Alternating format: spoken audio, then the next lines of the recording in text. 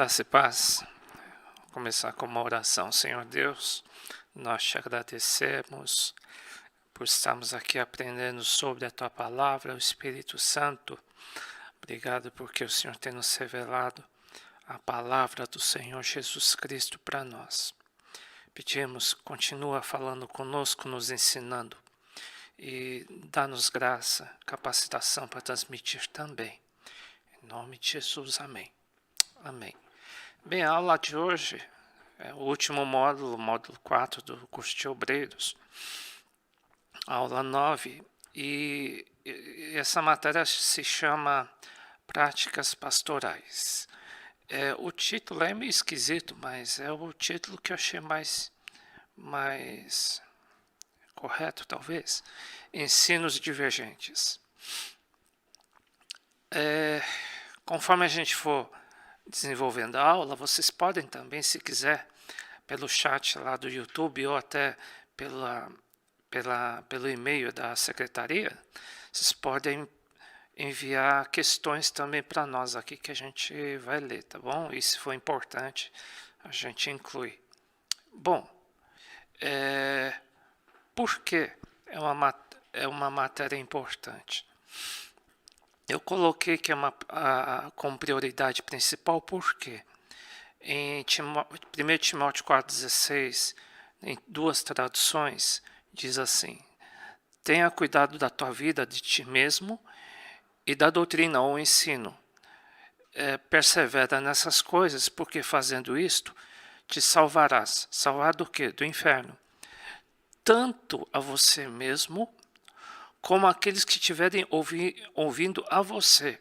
Então, dependendo do ensino, ela pode levar uma pessoa para o céu ou para o inferno. Por isso que Paulo diz para Timóteo: olha, toma cuidado com a tua vida, e a tua vida tem que estar coerente com aquilo que você aprendeu e aquilo que você está ensinando. Né? Como que ela está toda interligada. A sua própria vida, do dia a dia, como aquilo que você está aprendendo, aquilo que você está ensinando. Atende bem para a sua própria vida e para a doutrina, a NVI, a tradução da NVI. Vamos lá. Então, eu selecionei alguns assuntos que pode te ser útil para você e para outras pessoas para ensinarem. Eu coloquei alguns versículos importantes para ver o que a Bíblia ensina sobre esses assuntos. Por exemplo, reencarnação. Eu não vou falar de religiões, tá? Eu vou falar de ensinos. Eu sei que muitos ensinos são ensinados por várias religiões. Eu não vou nem questioná-las. Eu vou falar sobre alguns assuntos que nós achamos importantes. Por exemplo, a reencarnação. O que a Bíblia diz sobre reencarnação? Né? Ela diz alguma coisa?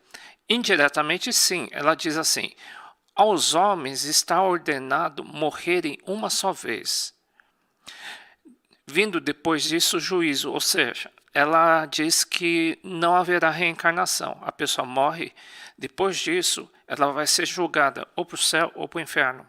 Né? Então, portanto, de acordo com a Bíblia, a reencarnação não haverá. De acordo com a Bíblia, não haverá a reencarnação. Tá? Haverá sim a ressurreição, mas a reencarnação não haverá.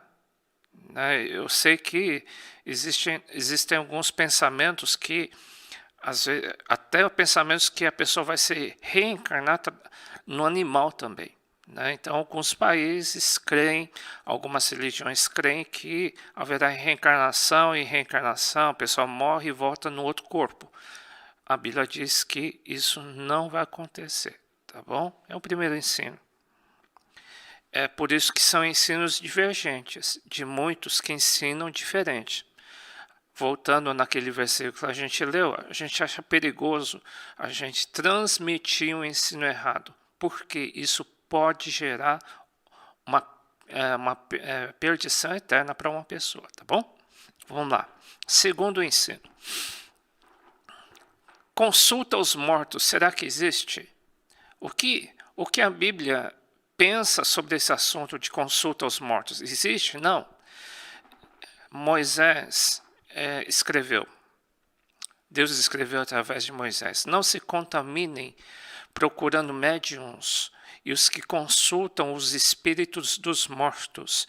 Eu sou o Senhor seu Deus. Em outra versão diz: não vos voltareis para os que consultam os espíritos dos mortos, nem para os que adivinham o futuro, porque eles vos contaminariam. Existe uma contaminação espiritual quando a gente vai fazer consulta aos mortos, quando a gente vai em algum lugar para adivinhação, né? Outro versículo também do Pentateuco. Pentateuco é os 5 primeiros livros, tá? Entre ti não se achará quem faça passar pelo fogo a seu filho ou a sua filha, fazer sacrifício para pisar no fogo. Nem adivinhador.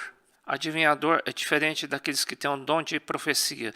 Assim como Moisés fazia os milagres, os magos, os feiticeiros também faziam milagres similares, mas depende muito da fonte. Existe sim um espírito de adivinhação, é isso que Moisés está dizendo. Nem prognosticador, nem agoureiro, nem feiticeiro, nem encantador, nem quem consulte a um espírito adivinhador, nem mágico, nem quem consulte os mortos, pois todo aquele que faz tal coisa é abominação ao Senhor, ou seja, Deus odeia quem pratica. Vocês estão percebendo que Moisés não está dizendo que não exista esse tipo de coisa. Existe adivinhação. E desde aquela época de Moisés, o povo de Israel tinha muito interesse, muita curiosidade na adivinhação, tá? Então, isso existia, sempre existiu, desde aquela época. Mas Deus falou assim, isso é abominação, ou seja, pode existir, mas Deus detesta essa prática. E por essas abominações o Senhor teu Deus os lança fora de diante de ti. Ele bota as pessoas que praticam essas coisas para bem longe. Em suma, a Bíblia não diz que não existe consulta aos mortos. Eu não vou te afirmar se existe ou não consulta aos mortos, porque a Bíblia não diz que não existe. Mas diz que Deus odeia essa prática. E essa prática contamina espiritualmente tanto o nosso corpo, como nossa alma, como o nosso espírito. É uma contaminação espiritual, contamina a nossa cabeça e contamina também a nossa saúde. Eu já vi no meio evangélico também pessoas que têm muita, entre aspas, revelações, mas a vida da pessoa é muito complicada no pecado, é muita imoralidade. Mesmo no meio evangélico é perigoso ter o espírito de adivinhação e as pessoas irem atrás disso. O espírito que está por trás disso que pesa. O desejo de ter adivinhação que pesa. Às vezes a pessoa prefere a adivinhação do que o esforço de buscar a vontade de Deus, orar e ver a confirmação se é de Deus mesmo e estudar a Bíblia. Exige muito mais ouvir a voz de Deus, sem dúvida. Né? Existe sacrifício? Sim. Existe limpeza do coração? Sim. Né? É mais fácil ter uma adivinhação. Então tem que tomar cuidado com esse espírito de adivinhação que não está só fora da igreja, mas também tem que tomar cuidado para que isso não entre no vício da igreja, dos cristãos. Né? Eu vi, tem pessoas que adivinham o nome, o RG, detalhes, mas você vai ver a vida daquele ministrante é bem complicado, hein? Complicado no sentido de muita imoralidade. Às vezes a pessoa é muito imoral, muito, e pode ser que tenha um espírito do engano por trás disso, tá? É possível, sem dúvida. Pois todo aquele que faz tal coisa, a gente está repetindo o versículo, Deus odeia, tá? Porque Deus não quer que você dependa desse tipo de espírito, Deus quer que você dependa do próprio Deus, que é o teu Pai, tá? Deus não quer terceirizar a posição dele. Vamos lá. Imagens de escultura. Afeta ou não? Desde Moisés também, faz parte dos 10 mandamentos, né? O segundo mandamento. O que Deus ensinou? Não farás para ti imagem de escultura, nem alguma semelhança do que há em cima dos céus, então, em cima dos céus, mas nem figura de anjos. Está escrito desde os 10 mandamentos. Não faça nenhuma escultura de coisas que são do céu. Anjos também. Nem debaixo da terra, nem das águas debaixo da terra. Não faça escultura de coisas que de cima dos céus, ou debaixo da terra, ou debaixo das águas. A deusa do mar. Eu estou inventando o nome. Não te encurvarás a elas, nem a elas servirás, porque eu, Senhor, teu Deus, sou zeloso, que visito a iniquidade dos pais até a terceira e quarta geração daqueles que me odeiam. É uma prática. Deus entende que quando uma pessoa está na frente de uma imagem de escultura, Deus está entendendo, essa pessoa está fazendo uma coisa que eu odeio, e ela está querendo dizer que me odeia também. É isso que está dizendo. Mas faço misericórdia aos que me amam e guardam os meus mandamentos. Qual que é o problema disso? O que pode me acarretar? Eu vou repetir o versículo, a última parte. Eu visito a iniquidade dos pais nos filhos. É um pecado bem sério. Que isso pode se... É um pecado tão forte que ela vira um vício chamado iniquidade. E quando ela se torna iniquidade, ela transmite. Né? Você sabe que vício cientificamente se transmite. Tá? Então, na Bíblia, a diferença de pecado e iniquidade. Pecado é esporádico, iniquidade que fica e que passa no DNA. Até a terceira e quarta geração daqueles que me odeiam. É uma prática odiosa, recíproca. Deus odeia essa prática e aquele que pratica está dando a entender a Deus que odeia. Tá? Eu botei umas imagens aí de anjo e tal, mas que Deus não se agrada, tá? Quarta questão, bebida alcoólica. Qual que é a posição da Bíblia acerca da bebida alcoólica? Né? Inclusive na ceia do Senhor era usado vinho mesmo, né? Pelo que a gente entende, eu aprendi com meu professor no seminário batista, ele falou que o vinho de fato era alcoólica naquela época de Jesus, tá bom? Não era suco de uva, não.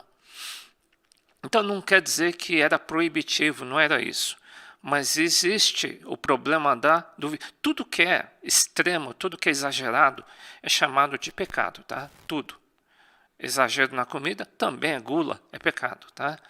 Então a bebida alcoólica chega nesse nível. Mas o que a Bíblia diz acerca disso? Se for para pastores, bispos, pessoas que estão assim, influenciam muita gente, e são pessoas que teoricamente teriam que ser mais parecidas com Jesus, diz assim, essa afirmação é digna de confiança. Se alguém deseja ser bispo ou supervisor, ou alguém parecido com Jesus, ou deseja uma nobre função no reino de Deus, é nobre, tá? Está dizendo que é nobre. Não deve ser apegado ao vinho. Não tem como a pessoa ser viciada no vinho ou bebida alcoólica, tá bom? Mas e se beber um pouquinho? Não estou dizendo isso. Ele não pode ser viciada. E se precisar, que ele não beba. Para ele é indiferente. Ele não fica babando por causa de um vinho, tá? É isso. Segunda situação, e se for para diácono? É uma responsabilidade um pouco menor do que o pastor ou bispo. Os diáconos igualmente devem ser dignos, homens de palavras, não amigos de muito vinho. Tá? Vocês veem que é gradativo? A Bíblia é bem equilibrada, né? Ela diz assim, o bispo não dá vinho, ao diácono, não dá muito vinho, tá? E no geral, tem um versículo que Paulo falou para Timóteo. Timóteo era um bispo, praticamente um apóstolo, mas ele tinha problemas de saúde. Ele diz assim: Timóteo, não beba mais água só, mas usa de um pouco de vinho, por causa do teu estômago e das tuas frequentes enfermidades. Então, não precisamos mistificar o vinho como tivesse 2 chifres. Não é isso, de forma nenhuma. Tá? O problema é o vício, né? O problema é a dependência. E se aquilo lá vai pegar mal ou não. Se aquilo lá for envergonhar alguém, se por exemplo eu sou pastor, se alguém for ficar ofendido, por que eu vou fazer com que ele fique afetado por isso? Eu não vou beber. Por causa do irmão? Sim, por amor a ele. A Bíblia diz isso? Sim, é uma quarta situação que eu não coloquei. Tá? Se aquilo for afetar alguém, para que você vai beber? Por amor a ela ou por amor a ele, não beba. Né? Isso é função só de bom senso, tá? Vamos lá. Outro assunto um pouquinho delicado hoje, especialmente hoje em dia, é falar de política. Será que é pecado falar de política na igreja? Bem, eu vou citar aqui 2 passagens. Os fariseus, saindo dali, entraram logo em conselho com os herodianos. Herodianos também eram um partido político, tá? Contra Jesus, para ver um meio de lhe tirar a vida. Naquela época, você sabe que a política e a religião eram muito próximas, tá? Por exemplo, herodianos, zelotes, fariseus, saduceus, é com quem mais Jesus confrontou. Ele deu a cara para bater, hein? Se você disser, Jesus não se envolvia em política, como? Ele falava direto com essa turma. Ele não tinha medo. Então Jesus se envolvia, não é que se envolvia para ganhar cargo, é isso. Mas eles eram misturados, eles estragavam, eles eram, não estou dizendo que eram corruptos, mas era muita mentira, muita falsidade, muito erro religioso. Tá? Depois eles lhe enviaram, Marcos 12, 13, vou ler mais uma passagem. Depois eles lhe enviaram alguns dos fariseus e dos herodianos para o apanhar alguma palavra. Então, eles armavam sempre para Jesus quem? Os políticos e religiosos. Era a mesma coisa. Eles misturavam. Né? E Jesus, o que falou? Ele cuidava, ele era político, politicamente correto com os fariseus, saduceus. Vamos ver o que ele dizia. Raça de víboras, na verdade, era um palavrão na época. Tá? Jesus, e foi Jesus que está citando. Raça de víboras, como podeis vós dizer boas coisas sendo maus? Pois do que há em abundância no coração, disso fala a boca. O que está cheio no coração é o que vocês falam. Na verdade, Jesus confrontava demais os políticos da época, tá? Ele dava a cara para bater. Ele não ficava quieto. Paulo também era assim, tá? Herodianos, zelotes, fariseus, saduceus eram ativistas políticos da época de Jesus. E o início da igreja com os apóstolos também. Inclusive, quem conseguiu matar a Jesus foram os políticos religiosos. Quem conseguiu matar a Paulo? Os políticos religiosos foram eles. Tá? É uma pergunta hoje. Será que Jesus seria perseguido pelos políticos ou religiosos dos 6 da terra hoje? Não estou dizendo de um país ou outro. No geral. Será que Jesus, se tivesse, ele seria perseguido? Porque ele não ia ficar quieto. Ele não ia ficar quieto. Né? Jesus não foi morto por causa dos milagres. Ele foi morto porque ele falava. Né? Então, é bom repensar e não mexer com muitos dedos, não, porque muitos estão colocando a cara para bater. E antes até eu acharia que não, o crente tem que ser quietinho. Não, mas Jesus não era quietinho não, tá? Jesus nunca foi quietinho. Paulo foi quietinho de jeito nenhum. Eles impactaram o mundo. A igreja vai impactar o mundo. Não estou dizendo que a igreja vai ser política, não. Mas ele vai ter uma palavra profética, vai ser a boca de Deus aqui na terra. Né? E ela não vai ter medo. Porque hoje não é só um apóstolo ou outro. São milhares que vão ser usados pela boca de Deus e vão ser criticados, claro, mas se voltarmos numa época parecida com a de Jesus, alguns países, por exemplo, as pessoas que só o fato da pessoa proclamar sua fé é morta, né? Acho que lá não sei como que está no Afeganistão, não, né? Por enquanto a gente não tem tanta informação, mas a gente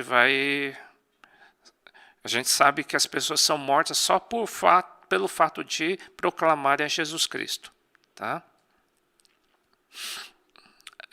Outro assunto que muda totalmente, tá? Suponha que algum obreiro que vem, a maioria que se converte, eles vieram do mundo, e alguns tiveram vários casamentos, 1, 2, 3 casamentos no passado, e se converteram, faz curso de obreiro, faz seminário,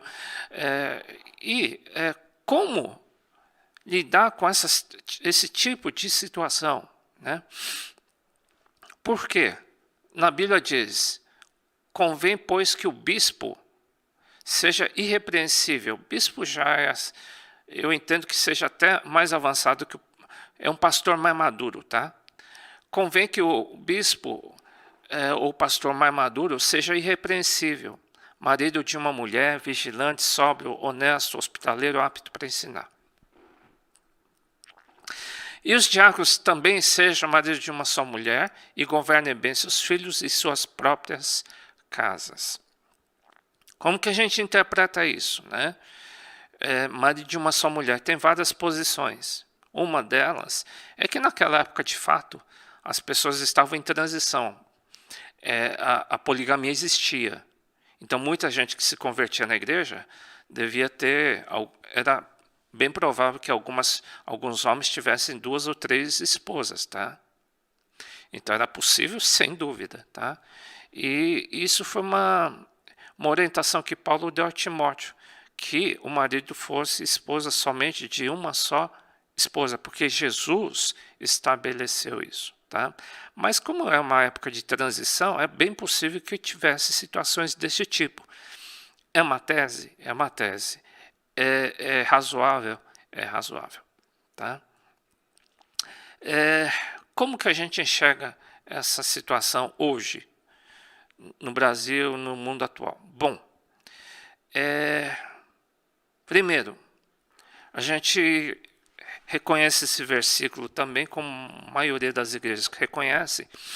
Em Atos 17:30 diz que Deus não toma, não tendo em conta os tempos de ignorância. A gente não considera o período que a pessoa estava em ignorância da palavra de Deus, ou a pessoa não era convertida. Então, a gente considera essa posição? Sim, a maioria das igrejas considera essa situação, que as pessoas zeram, é como que a quilometragem fosse zerada a partir da hora que a pessoa se converte a Jesus Cristo, tá bom?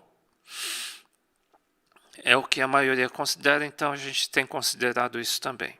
Uma esposa. Não para ser bispo ou para ser diácono, não ser marido de uma só mulher, é uma de várias características, tá? Então ela não pode ser a principal, não é a principal, tá? Convém, pois, que o bispo seja irrepreensível, marido de uma mulher. Então a gente considera marido de uma só esposa atual, tá? Então a gente vai ter que considerar assim. Porque também a pessoa tem que ser vigilante, tem que ser sóbrio, tem que ser honesto, tem que ser hospitaleiro, apto para ensinar, não dado ao vinho, não espancador. É o mesmo peso que se dá para a marido de uma mulher. Ela não pode ter tanta ênfase em relação aos demais, é a mesma ênfase, tá? Então, a gente vai julgar por uma característica? Não, é um conjunto. É um conjunto de coisas, tá?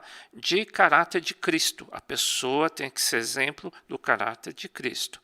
Não contencioso, ou seja, que a pessoa é correta, mas Só que é fofoqueira, é um problema.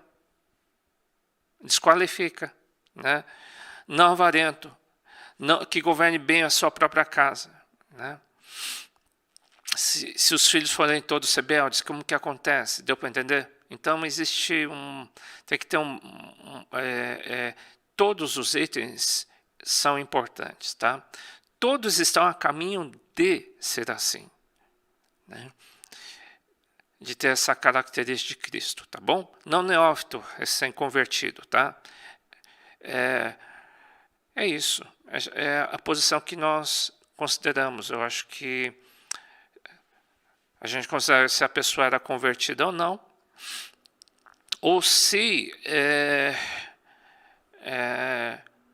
normal a pessoa ter uma só esposa hoje, tá? A gente considera desse jeito também. Outra pergunta. A gente pode perder os dons espirituais ou o ministério? Será que uma pessoa pode perder o ministério? Né? Eu, particularmente, sim. Eu creio que sim. Aí, muitos usam aqueles versículos, eu também utilizava esse versículo, porque os dons e a vocação de Deus são sem arrependimento. Deus não se arrepende dos dons e vocação.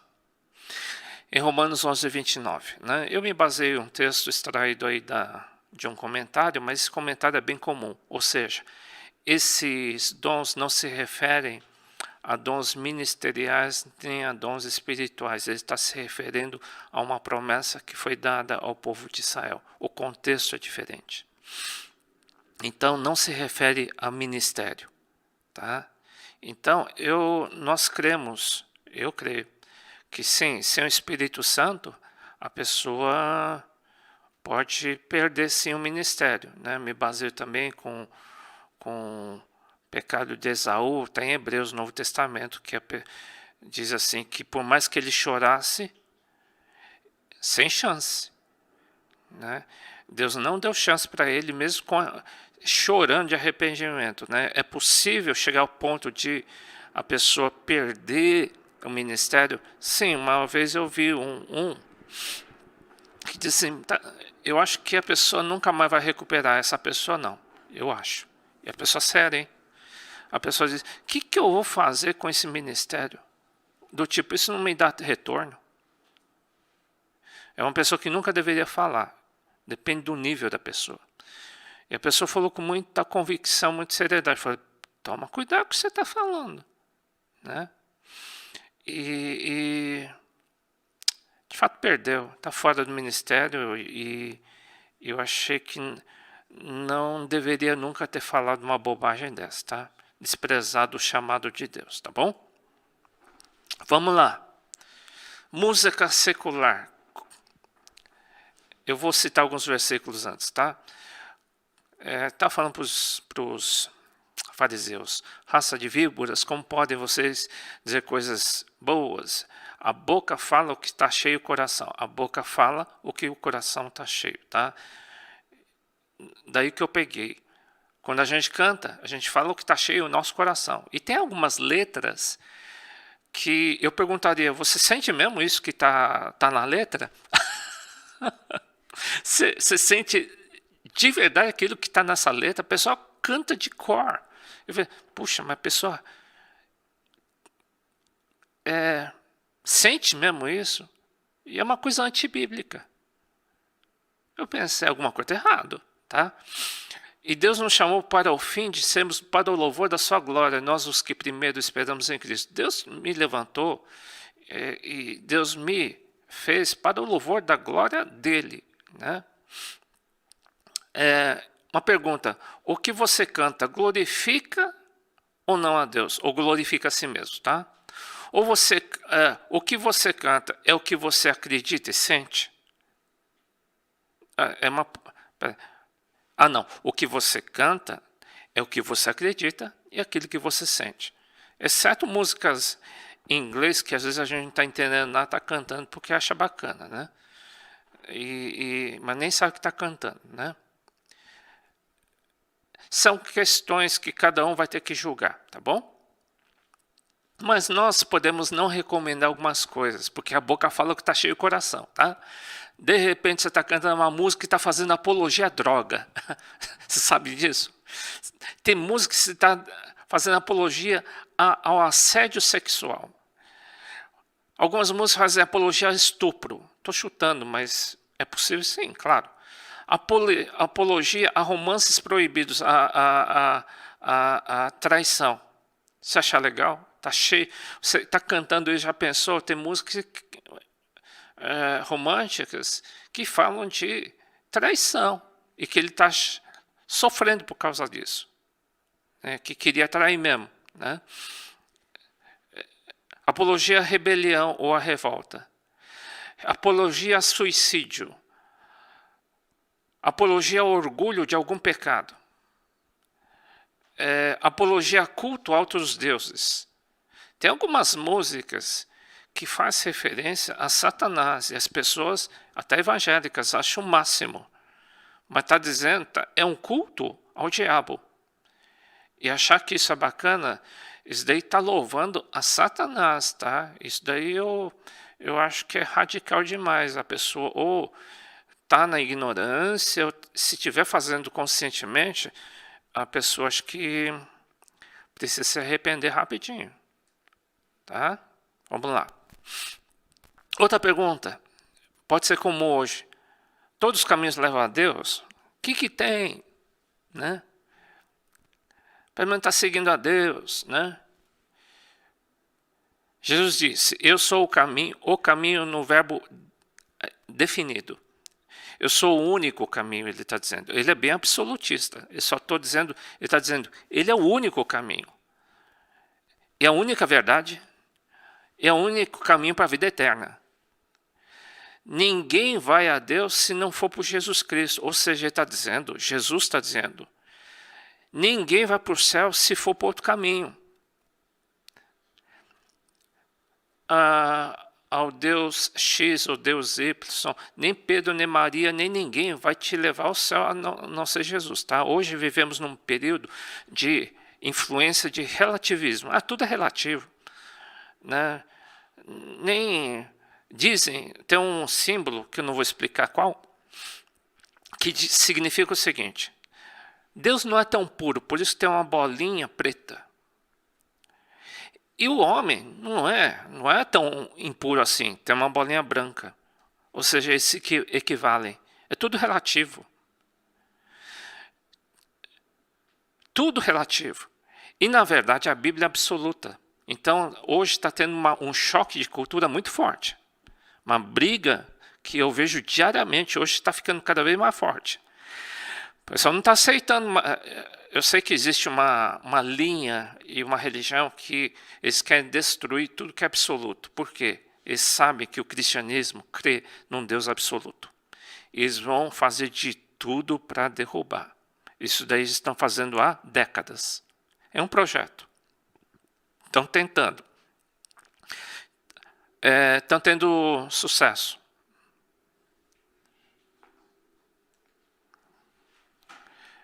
Apesar que quem vai vencer no final é Jesus Cristo, tá?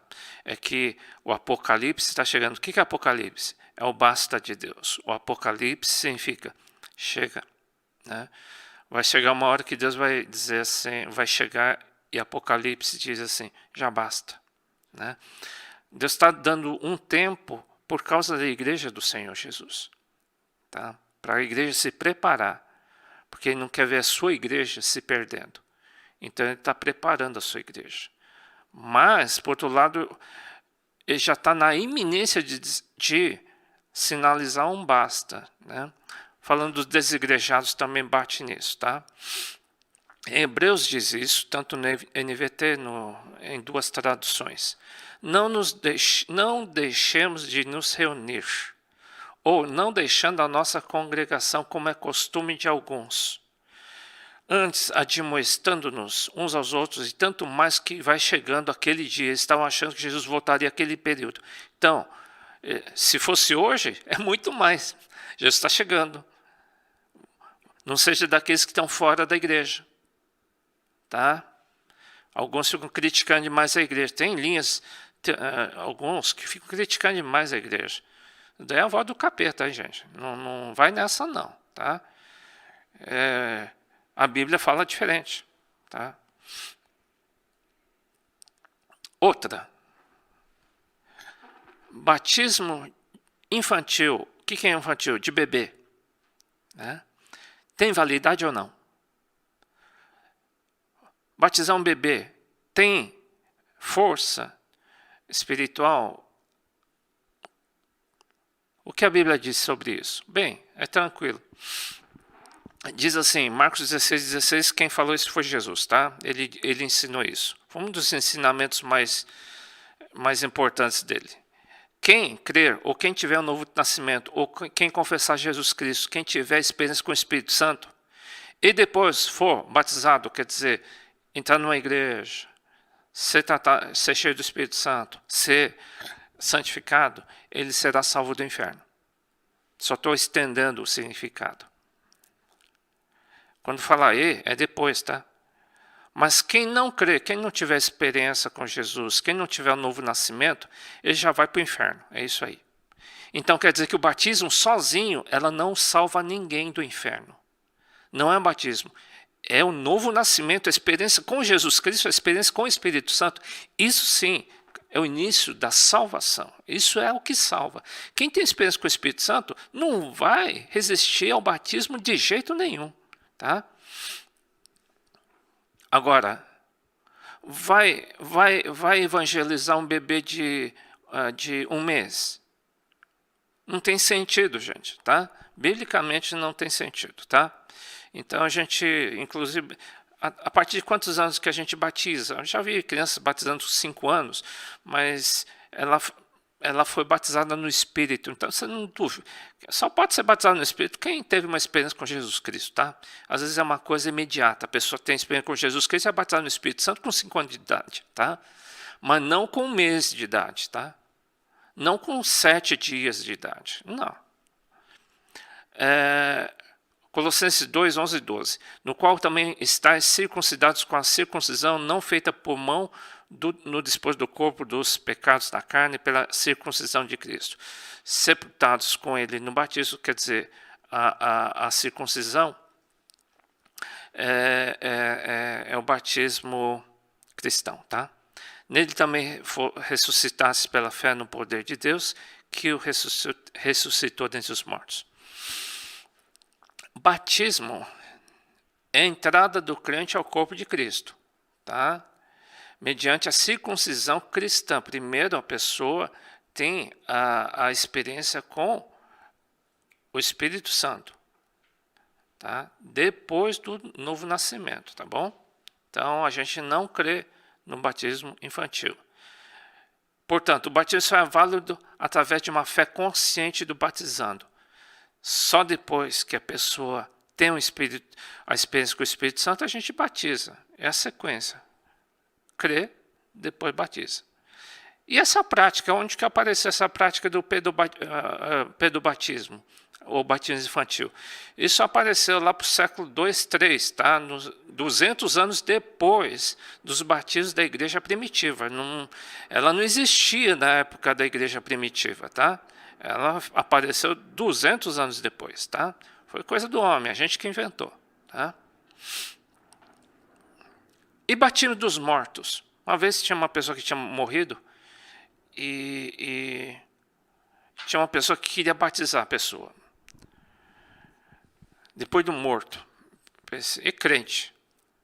O cara é crente, é pastor ainda. Queria batizar. Eu posso falar porque ninguém vai identificar quem, porque ninguém conhece faz muito tempo. Aí a pessoa veio perguntar para mim, puxa, ele quer batizar minha mãe, já morreu.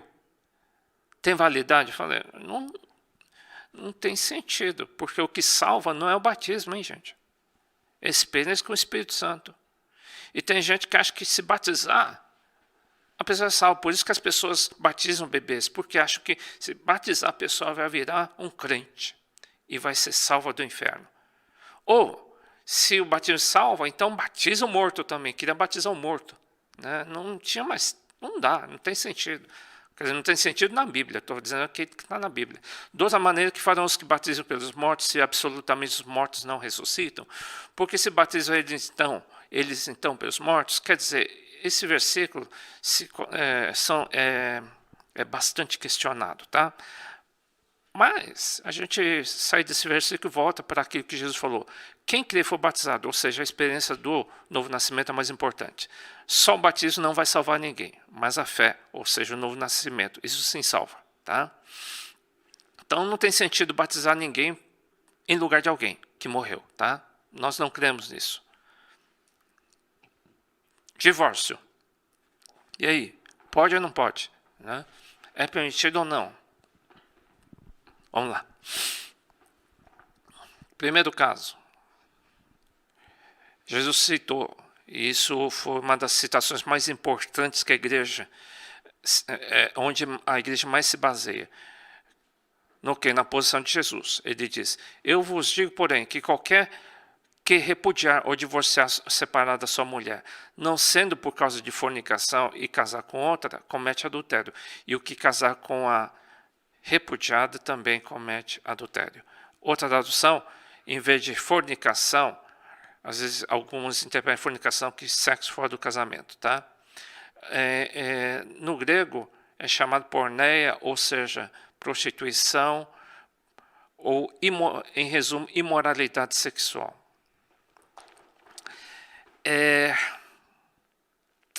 Se o cônjuge causar alguma imoralidade sexual, é passível de divórcio. Se não houver acordo ou arrependimento, é possível o divórcio, tá? Então, se uma coisa é um vício e que isso está causando uma aberração, então isso daí Jesus diz que é possível sim. Situação 2. Paulo que diz isso. Já me perguntaram isso.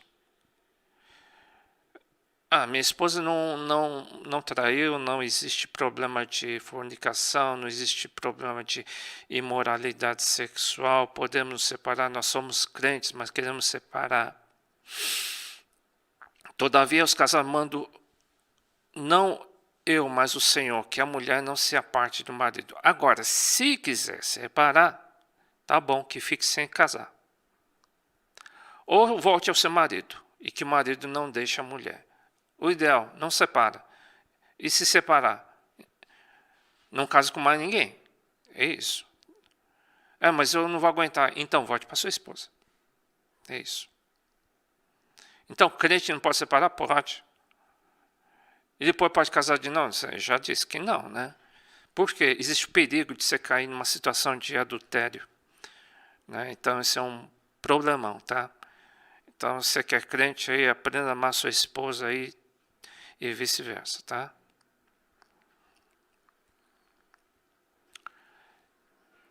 Situação 3. Suponha que o homem ou a mulher não é crente.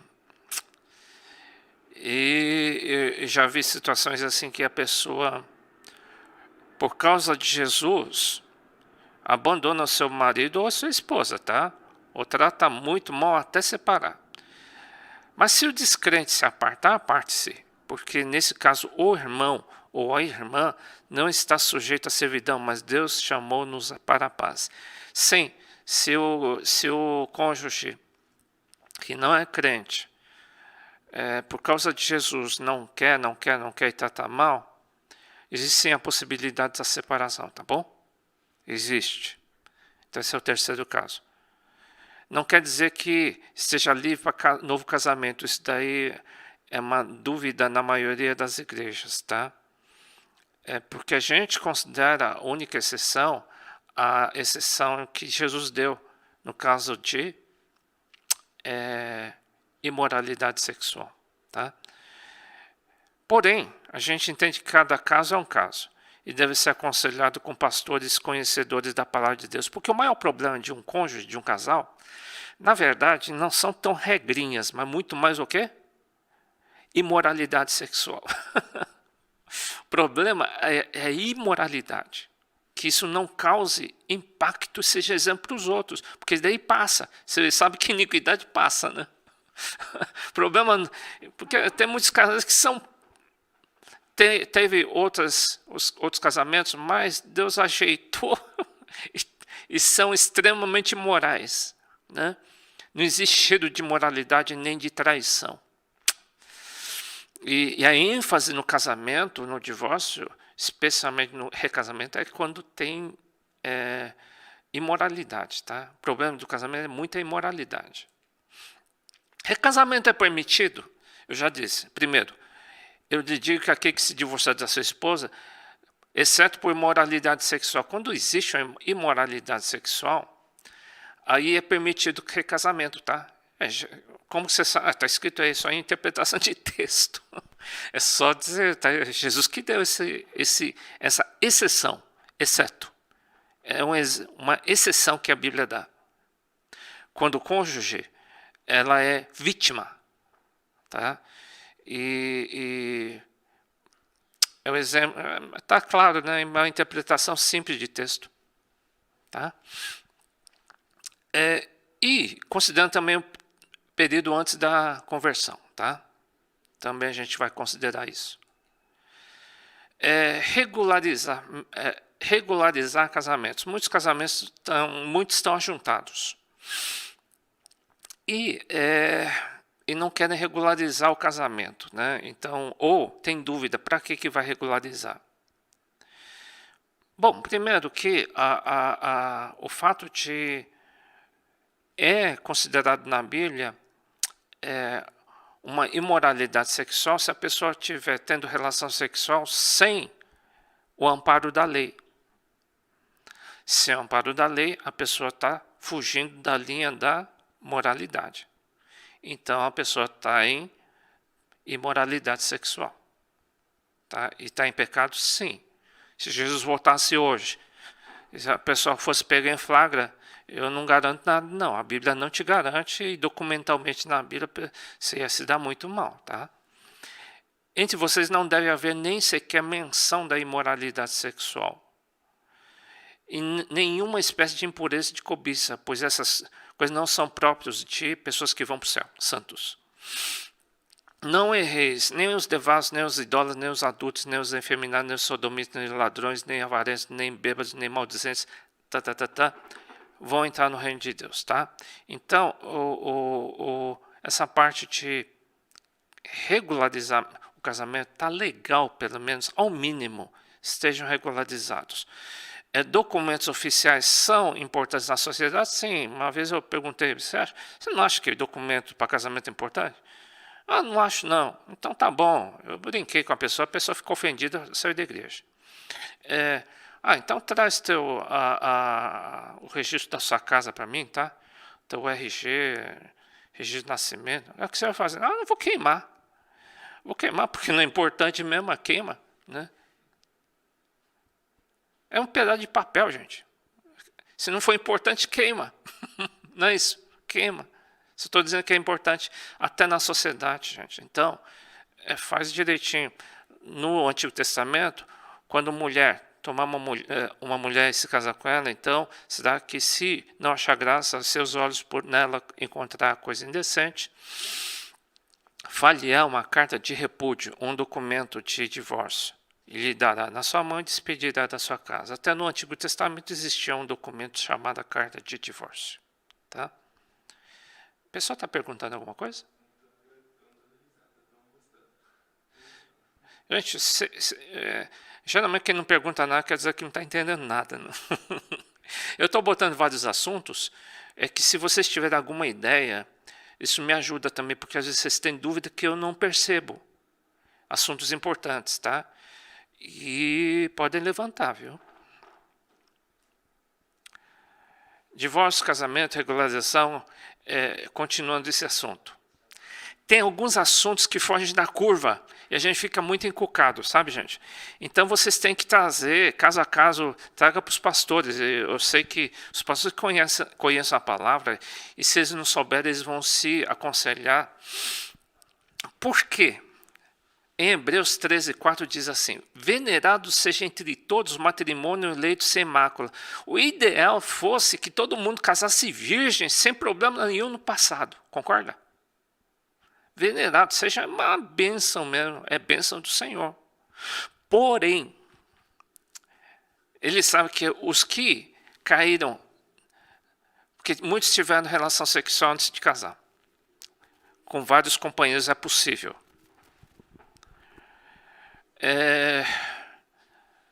Muitos jovens ficaram com relação sexual com vários companheiros. Isso daí é adultério, é prostituição, tá, gente? É imoralidade sexual. Se mantiver nesse nível, complica, tá? Você cai nesse versículo aí.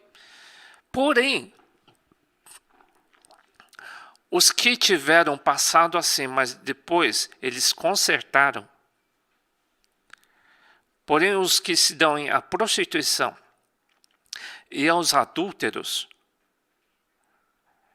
Deus os julgará. Então, a igreja consegue julgar até um certo ponto. Depois de um certo ponto para frente, só Deus para julgar, e é melhor você estar dentro da igreja, porque Deus é justo. E Deus vai julgar você. Melhor ser julgado por Deus do que ser julgado pelos homens. Os homens têm uma limitação em lidar com esse tipo de relacionamento. O que eu entendo, o que a Bíblia diz, que no relacionamento a dois, o importante é não ter imoralidade sexual. Tá? Depois eu vou eu pego a pergunta de vocês e eu vou levar para casa e eu estudo, tá? Porque às vezes a pergunta é difícil, não sei responder. Tá? Vamos lá. Existe maldição hereditária? Que assunto, né?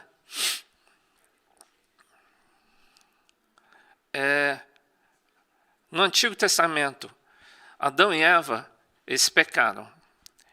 E devido ao pecado deles, até hoje a humanidade sofre as consequências dos homens terem que trabalhar e ter que suar para trazer o sustento para casa, senão ele passa fome. Esse é fruto do pecado, tá? Consequência de um pecado feito lá, hereditário, sim. Adão, o nosso tataravô, lá, sei lá de onde que é, nosso primeiro avô, por causa do pecado dele, a gente tem que suar. Dor de parto. É por causa da tua vovozinha lá atrás, lá da Eva. Por causa do pecado dela, até hoje as mulheres têm dor no parto. Ou não tem? Ah, não, eu não tenho dor eu não tenho maldição hereditária. É só ficar grávida. É uma consequência do pecado cometido, hein? Até hoje, né? Infelizmente, tá? Até Abraão e Isaac também, né? Parece que ele passou uma iniquidade que ele tinha. Ele mentia, o filho também mente na mesma situação. Não é à toa que a Bíblia cita isso. Os 10 mandamentos também cita. Para que aqueles que ficam adorando outros deuses, imagens, escultura, vai causar maldição sobre o filho, neto e bisneto. Tá? Aquele pecado de adoração a outros deuses vira iniquidade. Iniquidade faz com que passe para outra geração.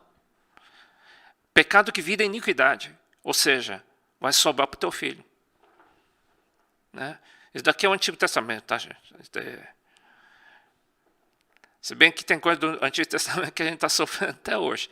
Aliás, se alguém fica mexendo com objetos místicos que Deus não se agrada, vai sobrar para você com certeza, tá?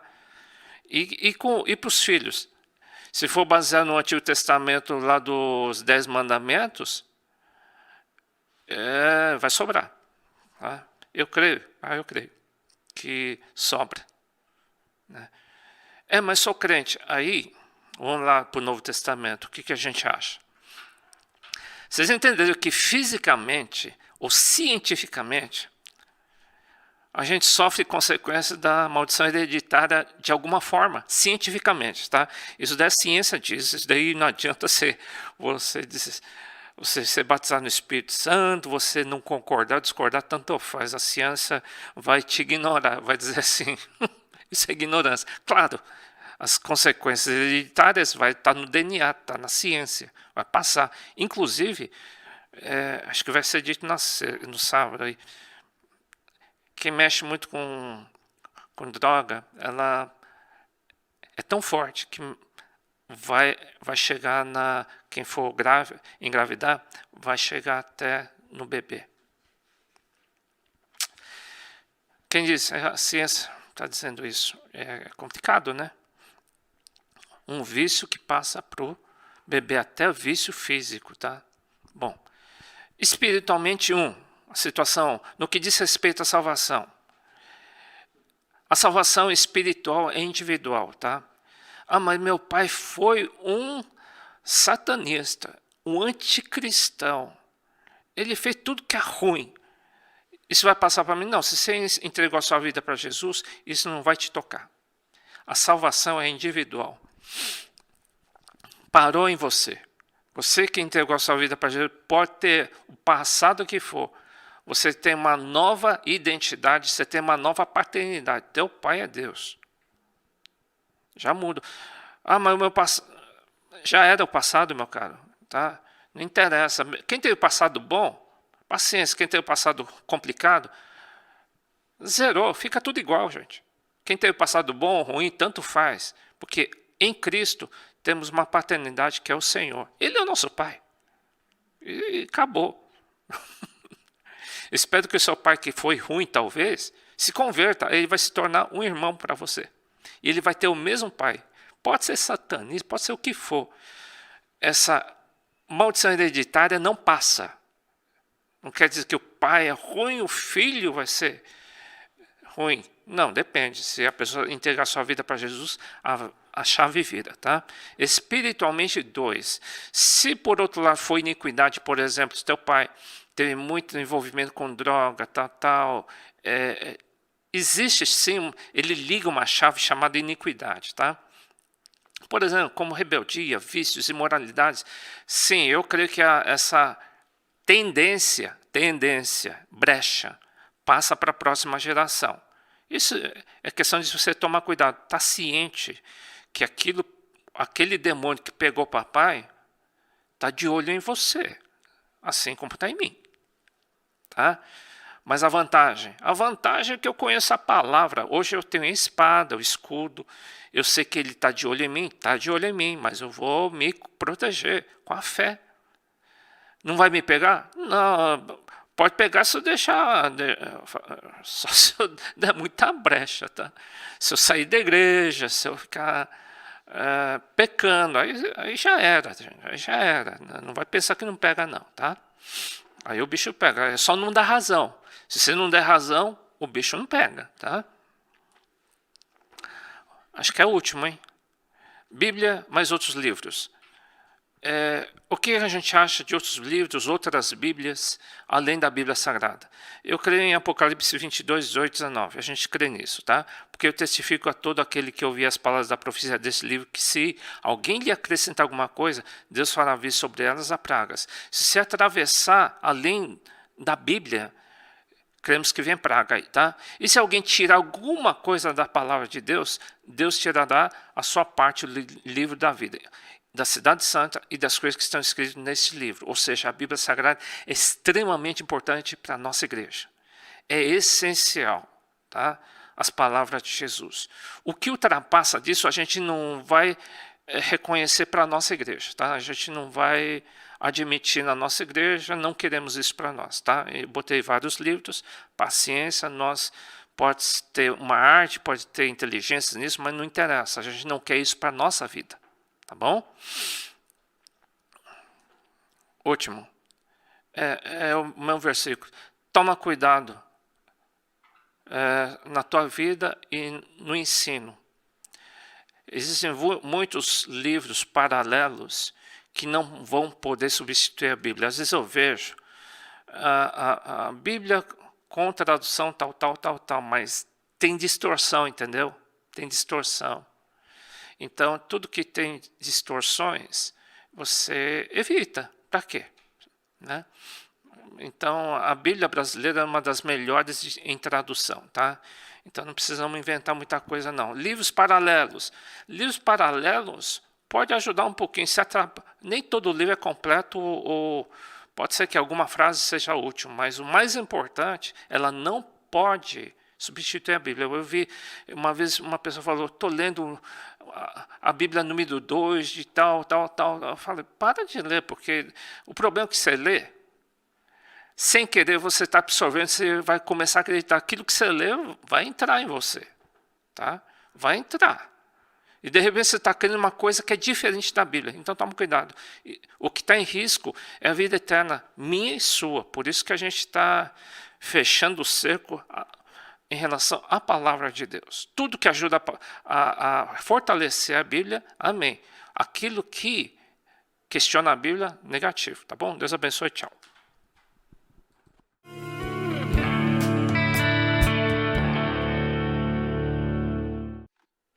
Amém, boa noite, graça e paz. Hoje a gente vai falar de um livro. Bom, a Bíblia inteira ela é especial, né? Mas assim, eu particularmente gosto dos livros que a gente chama de livros poéticos, e a gente vai falar justamente do primeiro livro entre esses poéticos, que é o livro de Jó. Lembrando, né, que a gente tem uma sequência basicamente histórica da palavra, né, ali com 5 livros de Moisés, que é o Pentateuco. Depois a gente tem mais as histórias de Josué, Juízes, Ruth, primeiro e segundo Samuel, primeiro e segundo Crônicas. Aí depois tem aquele período do exílio. São vários livros, inclusive, que já foram trabalhados aqui, né? Depois do exílio tem Esdras, Neemias e Esther. E passando essa parte que é assim, histórica, né, a gente chega numa parte que é poética, que, se eu não me engano, a gente já teve aqui no curso de Obreiros Salmos e Provérbios.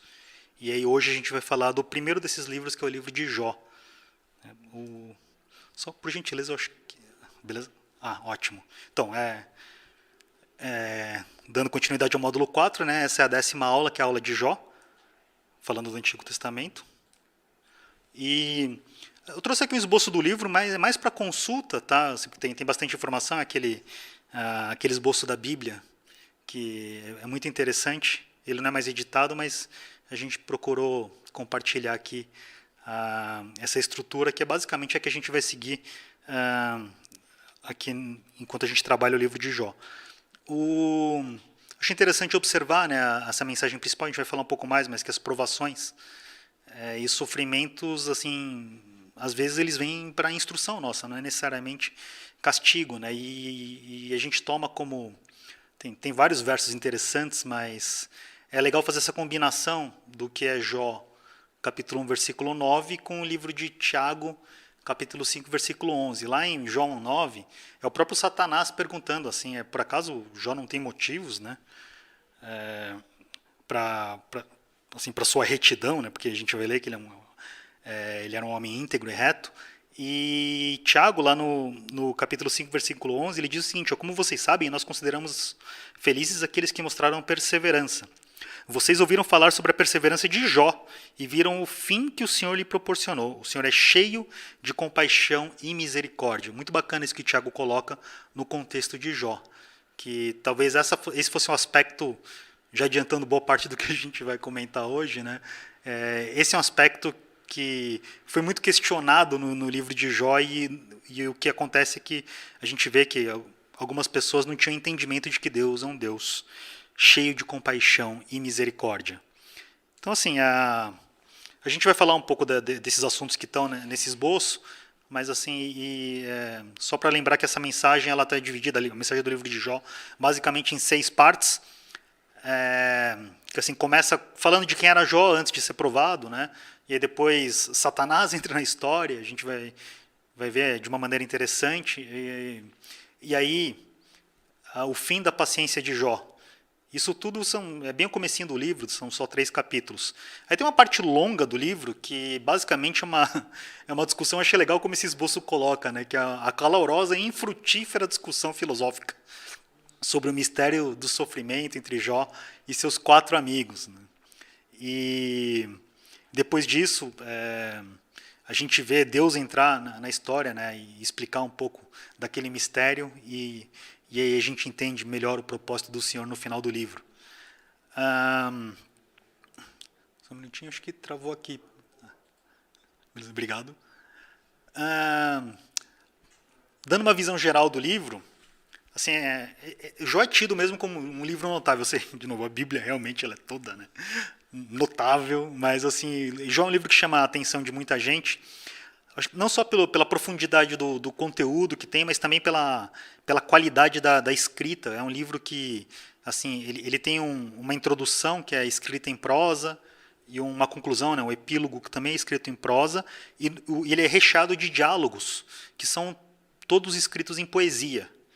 Então, assim, até está naquele material do esboço, mas eu quis destacar aqui algumas frases. Por exemplo, teve um escritor, né, um poeta, chamado Alfred Tennyson, ou Alfred Lord Tennyson, que disse que é o maior poema da antiga e moderna literatura. Ele escreveu isso lá no século XIX. O próprio Lutero considerou dessa maneira: o mais magnífico e sublime entre os demais livros das Escrituras. E um outro escritor, que é o Thomas Carlyle, ele falou assim: eu acho em Jó uma das maiores coisas jamais escritas por uma pena ou uma caneta, né? E o Carlyle, se não me engano, é do século, acho que é final do século XVIII, começo do século XIX. Então, assim, realmente é um escrito, né? É uma obra mesmo que chama muito a atenção. Agora fica a dúvida, né? Porque a gente não tem muita informação exatamente sobre a autoria do livro e a data que ele aconteceu. Mas tem, assim, tem várias possibilidades, né? Então, até se supõe que possa ser o livro mais antigo da Bíblia. Caso ele tenha sido escrito na época de Jó, aí poderia mesmo ser. Então, há quem considere que o próprio Jó teria escrito o livro. Há também quem considere que Eliú tem escrito. Eliú depois dos 3 amigos que aparecem para Jó, a gente vai falar sobre a figura de Eliú, que aparece ali no final, um jovem sábio que talvez tenha sido também um escritor. Inclusive, aquele esboço que a gente trabalhou, assim, passa mais essa ideia de que poderia mesmo ser Eliú, né? Mas realmente é difícil de tentar buscar alguma precisão. A tradição rabínica atribui ao próprio Moisés a escrita de Jó, e, assim, até pelo estilo rebuscado, né, ele chega a ser atribuído a Salomão ou algum outro sábio aí, desse período depois de Salomão e antes do exílio, ali, entre o ano 970 e 586 a.C.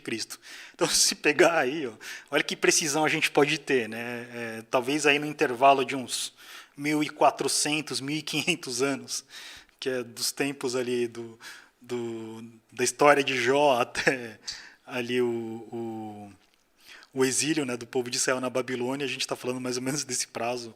Enfim, existe muita dúvida mesmo, né? É difícil de saber quando que esse livro foi escrito. E a data da história também é incerta, mas ela é incerta, só que pelo menos algumas pistas a gente tem quando examina, né, principalmente ali o primeiro capítulo. E o que nos parece é que realmente é um livro do período patriarcal, ali dos tempos de Abraão, Isaac e Jacó, né, por volta de 2000 anos antes de Cristo. E quais seriam essas pistas? Um é que, pelo que a gente vê no início e no fim do livro, o Jó deve ter vivido quase 200 anos. E os relatos que a gente vê na Bíblia de pessoas vivendo tudo isso realmente são dessa época dos patriarcas, né? Abraão viveu 175, Isaac, se não me engano, 176. Se eu não me engano, Jacó já não foi tão longe, mas deve ter chegado perto ali dos 140.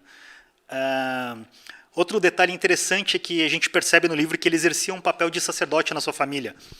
E isso dá a entender que esse período realmente é antes da lei mosaica, né, que estabelecia que os sacerdotes eram da tribo de Levi.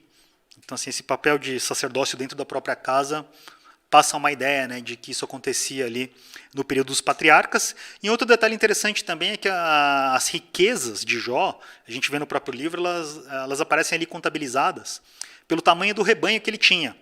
Assim, a gente vê que em tempos posteriores, né, as riquezas assim, elas eram contadas por metais preciosos, né? Por exemplo, por ouro e prata já. Então, assim, são algumas dicas de que, e eu acho que é uma indicação bem forte mesmo, de que o período da história acontece ali, né, cerca de 2000 anos antes de Cristo. Lembrando, assim, que o próprio Senhor Jesus citou, a gente vê Tiago citando, assim, porque eu realmente creio que Jó é uma figura verdadeira que existiu, porque também existe essa possibilidade, essa discussão de que talvez fosse alguma alegoria ou um personagem fictício, mas a gente vê porque, se não me engano, Ezequiel também cita ele, né, mas ele não é colocado como uma figura fictícia, então eu creio que realmente é uma personagem importante, né, que existiu e que viveu ali provavelmente no período dos patriarcas, pelo menos é o que tudo indica. Então, de novo, a gente comentou ali no começo, a mensagem basicamente é essa, que as provações, sofrimentos não necessariamente são para castigo, né? Às vezes podem ser para nossa instrução. Então, esse tema do mistério do sofrimento, né? Eu estava até lendo algumas coisas que falam que Jó é um dos livros que mais trata da teodiceia, que seria ali a ideia da justificação do próprio Deus. Tem muitas teorias em cima disso, né? Como Deus bom pode permitir o mal, como tudo isso acontece. Tem muita gente que estudou esse assunto e o livro de Jó é bem interessante porque traz um pouco essa questão, né? Mas assim, até então, pelo que a gente vê no livro, entendia-se que qualquer tipo de sofrimento era fruto de pecado, né? Então, por isso os amigos dele teriam deduzido que ele tinha pecado muito, mas a gente vê que o sofrimento ele é permitido por Deus, não como castigo, né? Então, assim, tem essa questão de revelar o caráter de Deus e também o do próprio homem, né? E serve mesmo para educar e instruir, né? Lá em Hebreus fala que o próprio Senhor Jesus ele aprendeu, né, a obediência por meio daquilo que sofreu. E aí a melhor resposta que a gente pode dar, né, ao porquê do sofrimento é que seja mesmo para que a gente seja participante, né, da santidade do Senhor. Eu creio que tem esse papel mesmo de produzir instrução e nos aproximar de Deus. A palavra também fala que ninguém é tentado, né, acima das suas próprias forças, mas o próprio Deus ele concede o escape, né? Então, assim, sempre que eu leio o Jó, eu fico pensando que o cara aguentava bastante, porque realmente, olha aquilo que ele passou, Deus permitiu, porque com certeza era uma pessoa que era forte ali, né?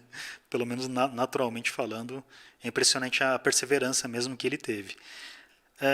E aí, já entrando na mensagem do próprio livro, né, vamos passar por aquelas 6 partes, começando como que era Jó antes da prova que ele sofreu. Né? Então, basicamente, são só 6 versículos, mas que já falam bastante. Já começa falando da localização, que Jó ele vivia na terra de Uz. Então, primeiro versículo do livro, na terra de Uz vivia um homem chamado Jó. Era homem íntegro e justo, temia a Deus e evitava o mal. E é legal que essa referência a Uz a gente vai encontrar lá no livro de Lamentações de Jeremias, no começo do versículo 21 do capítulo 4, tem um texto ali que fala: alegre-se e exulte, ó terra de Edom, você que vive na terra de Uz. Então, passa muito essa ideia de que a terra de Uz é equivalente à terra de Edom. A gente colocou aqui um mapinha, tá vendo ali no sul do Mar Morto, né? No sul de onde, inclusive, hoje é Israel, mas é uma região de muito deserto. A gente teria ali, entre Israel e a Jordânia hoje, mais ou menos, onde seria a terra de Edom, que provavelmente é onde ficava Uz. Eu até creio assim, que isso dá um pouco a indicação, né, de que esse livro não seja tão antigo assim na sua escrita. Né? Por a gente ver tudo bem que a menção a Edom está em Lamentações, mas essa comparação com a terra de Uz, né, sendo o nome ainda usado naquela época, talvez indique um período de escrita mais recente, mas é isso de novo. A história, para mim, assim, embora a gente não consiga afirmar categoricamente, assim, tudo indica que é uma história que aconteceu mesmo ali no tempo dos patriarcas. E aí, o fato é que Jó era um homem muito próspero. Tanto na sua família, ele tinha 10 filhos, sendo 7 filhos, 3 filhas, está lá no capítulo 1, versículo 2. E aí a gente vê a prosperidade que ele tinha. Lembra que a gente comentou aqui? A riqueza era contabilizada pelo tamanho do rebanho. Então, ovelhas, ele tinha 7.000. Camelos, ele tinha 3.000. Juntas de boi, né? Que nessa época o boi era muito mais usado, né, na terra, né, no trabalho. Então, assim, esses 500 bois são 500 juntas de boi, ou seja, a gente está falando de 1.000 bois. E mais 1.000 jumentos. Então, isso era basicamente o que ele tinha. Curiosidade, tá? Assim, eu gosto de tentar trazer para os dias de hoje. Eu achei um site saudita que falava do preço de alguns animais lá na região. Eu tentei fazer uma conta aproximada. Dava mais ou menos uns 8 a 9 milhões de dólares. Um pouco mais de... ou perto de 50 milhões de reais, mais ou menos, equivalente. A gente vai pensar, pô, mas fala que ele era o homem mais rico daquela época. Ok, mas imagina o que seriam, sei lá, 9 milhões de dólares, numa época em que a população mundial era de 27 milhões de habitantes, pelo que eu vi na internet, mais ou menos, se for ali 2000 a.C. Eu estava até tentando fazer uma equivalência, considerando que a população... E a gente sabe que, assim, pelo menos nos tempos mais recentes, as economias elas crescem mais do que a população. Então, assim, mas se eu fizesse uma equivalência, já seria algo em torno de 2,6 bilhões de dólares, mais ou menos. E, assim, lembrando que no começo dos anos 80 as pessoas mais ricas do mundo tinham essa quantia de dinheiro. Curiosidade, tá? Hoje realmente, acho que é o Jeff Bezos, né? Ele tem 177 bilhões de dólares. Mas, assim, o ritmo de crescimento, inclusive das pessoas mais prósperas, né, da desigualdade que a gente tem nesse planeta, é bem maior do que o crescimento das economias, por exemplo. Curiosidade, tá? Se eu não me engano, desde os anos 90 dá uns 10% ao ano. Então, era muita coisa. Assim, esse rebanho já é muito grande nos dias de hoje. Lembrando que eu estava até pensando nisso, jumento hoje, assim, eu vi cotação de jumento, se alguém quiser saber, por cerca de 80 dólares, 100 dólares, é bem mais barato. Mas, assim, qual que é a utilidade de um jumento hoje e qual que era 2.000 anos antes do Senhor, né? Sabe, é super útil, é um animal forte, né, que ajuda bastante, mas eu estava pensando que era como se ele tivesse uma verdadeira frota de caminhões, né? Assim como essas 500 juntas de boi seriam vários tratores, né? Se a gente trouxesse para os dias de hoje. Enfim, ele era muito próspero mesmo, ele tinha muita riqueza, né? E a gente vê que ele exercia o sacerdócio, já comentamos um pouco sobre isso, né? Ali no versículo 4 até fala que os filhos dele faziam banquetes entre eles. Aí passava essa temporada de banquetes, Jó ele oferecia holocausto em favor de cada um dos seus filhos, então, pelo menos 10.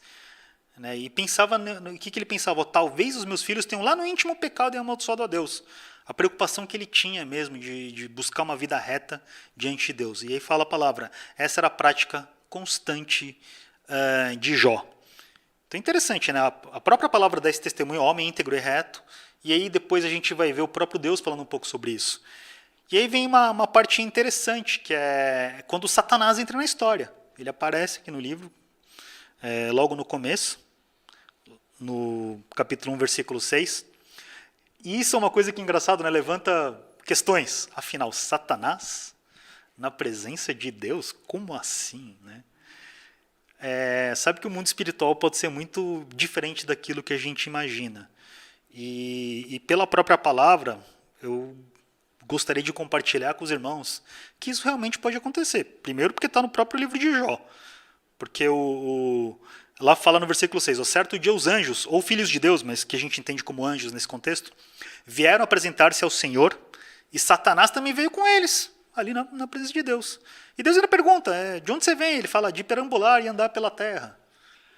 Então, a gente vê que realmente ele está na presença de Deus. Mas, se a gente quiser até investigar um pouco mais, eu acho interessante compartilhar aquilo que está no livro de Apocalipse.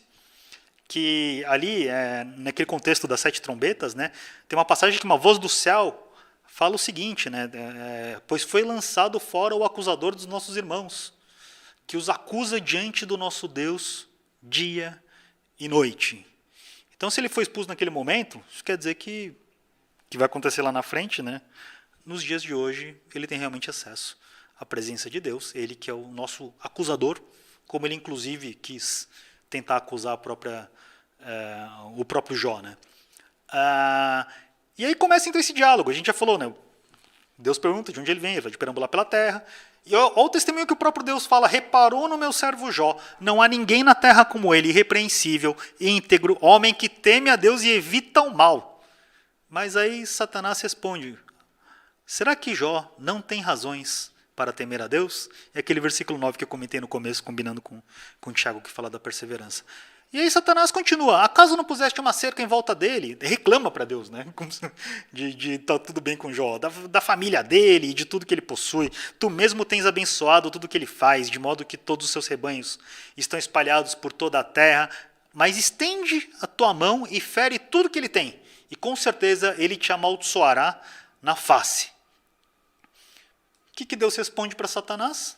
Pois bem, tudo que ele possui está nas suas mãos. Apenas não toque nele. Olha que confiança o próprio Deus tinha de que ele ia manter a sua integridade. E realmente, Satanás tocou na vida de Jó. E o fato é que Jó perdeu tudo. Certo dia, como diz a palavra, ali a partir do versículo 13, chega um mensageiro falando que vieram sabeus e atacaram ali e levaram os jumentos e as juntas de boi e mataram vários servos. E ele fala: só sobrou eu para vir aqui contar a notícia. Enquanto ele ainda estava contando, chega mais um mensageiro e fala: caiu fogo do céu e queimou as ovelhas.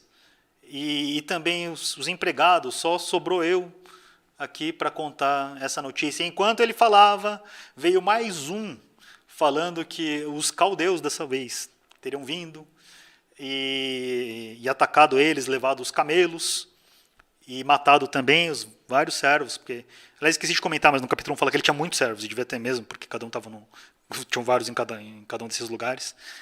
E aí só sobrou ele também para contar essa notícia. Só curiosidade, sabeus é provavelmente da terra de Sabá, a mesma terra que seria da rainha de Sabá, provavelmente ali região sul da península da Arábia ou Etiópia, pode ser do outro lado do mar que tem ali. E os caldeus são o povo que também é um nome muito comum que se dá aos descendentes de Esaú, perdão, aos descendentes da Babilônia, região ali da Babilônia ou Mesopotâmia, né? Também são chamados de caldeus.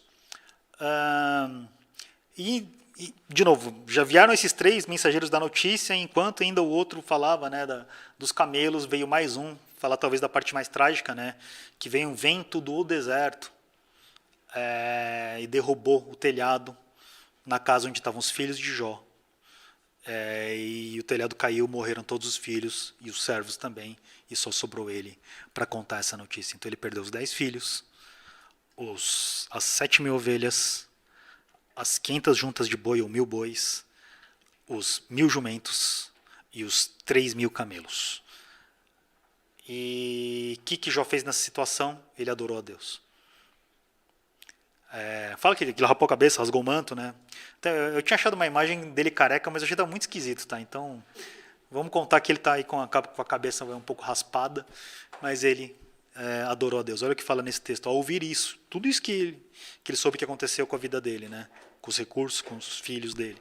Ao ouvir isso, Jó levantou-se, rasgou o manto e rapou a cabeça. Então prostrou-se no chão em adoração e disse: saí nu do ventre da minha mãe e nu partirei. O Senhor o deu, reconhecendo já Deus, o Senhor o levou. Louvado seja o nome do Senhor. Em tudo isso, Jó não pecou, nem de nada culpou a Deus. Devia ser o homem mais rico do mundo, perdeu tudo que ele tinha e continuou a louvar a Deus. A palavra fala que ele não pecou com seus lábios nem na situação. Mas não é que Satanás volta ali para a presença de Deus. Deus pergunta: de onde você vem? De perambular, andar pela terra. E aí mais uma vez o Senhor, e dessa vez dá um testemunho com mais propriedade, né? Porque o próprio Jó tinha louvado a Deus. Ele falou: reparou no meu servo Jó, não há ninguém na terra como ele, repreensível, íntegro, homem que teme a Deus e evita o mal. Ele se mantém íntegro, apesar de você me haver instigado contra ele para arruiná-lo sem motivo. Arruiná-lo sem motivo. E aí Satanás continua na sua discussão. Ele diz: pele por pele, um homem dará tudo o que tem por sua vida. estende a tua mão e fere a sua carne e os seus ossos, e com certeza ele te amaldiçoará na tua face. Resposta de Deus: pois bem, ele está nas suas mãos, apenas poupe a vida dele. Então, não bastasse acabar com tudo de material que já tinha, com os próprios filhos dele, Satanás foi lá e atacou a saúde dele. Feriu ele de chagas, né, encheu ele de feridas no corpo inteiro. Fico imaginando quanto devia doer tudo isso, né? E a palavra fala que Jó ele se raspava com um caco de louça. Assim, foi assim que ele teve que lidar com as suas feridas. E de novo Jó não pecou com os lábios. Ainda que a esposa dele tenha chegado nessa situação e falado: você ainda mantém a sua integridade? Amaldiçoe a Deus e morra. Imagina, ainda bem que ele não deu ouvidos, né? E ele respondeu: você fala como uma insensata ou uma louca, dependendo da versão. Aceitaremos o bem dado por Deus e não o mal? Em tudo isso, Jó não pecou com os lábios. Imagina, tendo até um incentivo da própria mulher, ele manteve mesmo a sua integridade naquela situação.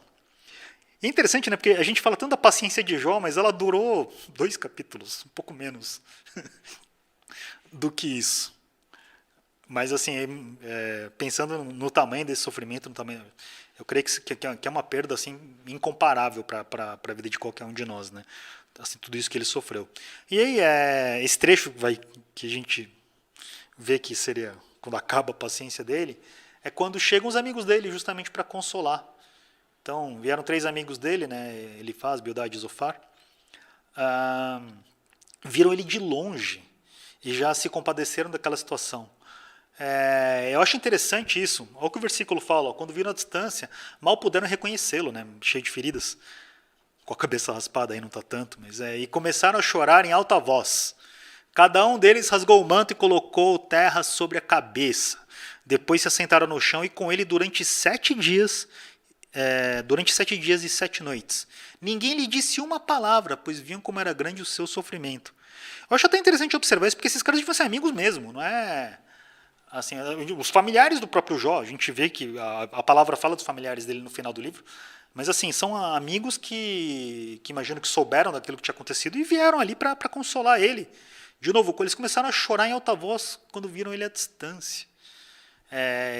E parece até que é equivalente a um luto isso, eles ficarem ali 7 dias e 7 noites lamentando em silêncio do lado de Jó. Então, assim, eu fico pensando que esse entendimento indevido, né, de que todo o sofrimento está relacionado, por exemplo, a algum pecado, algum castigo da parte de Deus, né, é um entendimento muito forte, muito presente, eu creio que até nos dias de hoje. Tanto que pessoas que, de novo, conheciam Jó, sentiram a situação que ele estava passando, depois a gente vai ver aqui ao longo da história que tiveram longas discussões e aí falaram coisas que não foram muito legais, né? Mas eram pessoas que realmente tinham estima por ele. Acho interessante observar isso. E aí, a partir do capítulo 3, aliás, perdão, basicamente o capítulo 3 inteiro, é Jó assim, amaldiçoando mesmo o dia do seu nascimento. Aí começa mesmo a parte poética do livro, né? A gente teve ali aquele trecho de prosa, que será uma introdução, e aí são ou monólogos ou diálogos, né? Basicamente escritos em poesia. Eu achei um calendário legal ali dos judeus, né? Até com a equivalência dos nossos dias. Então, assim, ele pegou o dia do nascimento. Não sei quando que era o dia do nascimento dele, entre esses vários meses aí, mas eu também não saberia pronunciar o nome deles. Mas ele amaldiçoou esse dia, né? Ele diz, né? Por que não morri ao nascer? Não pereci quando saí do ventre. E ele fala um negócio curioso, ele fala: o que eu temia veio sobre mim, o que eu receava me aconteceu. Então ele também dá uma dica aqui de que, no fundo, ele devia ver segurança, né, naquela prosperidade que ele tinha, né? E aí ele devia realmente ter algum apego tanto que ele temia perder aquilo, né? E eu fico pensando que o tamanho do apego que a gente tem pelas coisas é justamente o tamanho do medo que a gente tem de perder essas coisas, né? Então, como é bom que a gente tenha medo de perder a presença de Deus, né? Porque realmente é o que vai vir sobre a gente, eu creio, é a própria presença do Senhor. Assim, até eu já vi alguns contextos assim, de comentários no sentido, a gente não pode ter medo de alguma coisa porque senão vai acontecer, né? Eu já tive alguns medos na vida que, glória a Deus por isso, não se concretizaram, mas ao mesmo tempo eu respeito essa ideia, né, de que essa questão do temor, do apego, né, faz sentido, e por isso que é bom mesmo que a gente tema perder, principalmente a presença de Deus. E aí a gente começa o trecho mais longo do livro, que eu confesso para os irmãos que eu até não vou gastar tanto tempo. Inclusive não é uma leitura muito fácil, porque ela é toda em poesia. É bonito, mas ela é toda em poesia, mas é basicamente, amigos de Jó acusando que era devido àquilo que estava acontecendo com ele, e ele justificando que não era devido. Assim, basicamente isso acontece. Eu gostei do jeito que está naquele esboço da Bíblia, fala que é uma discussão filosófica infrutífera. Até por isso que a gente não deve gastar tanto tempo nessa parte do livro, né? Então, falando dos amigos de Jó, eram esses três que a gente comentou, né?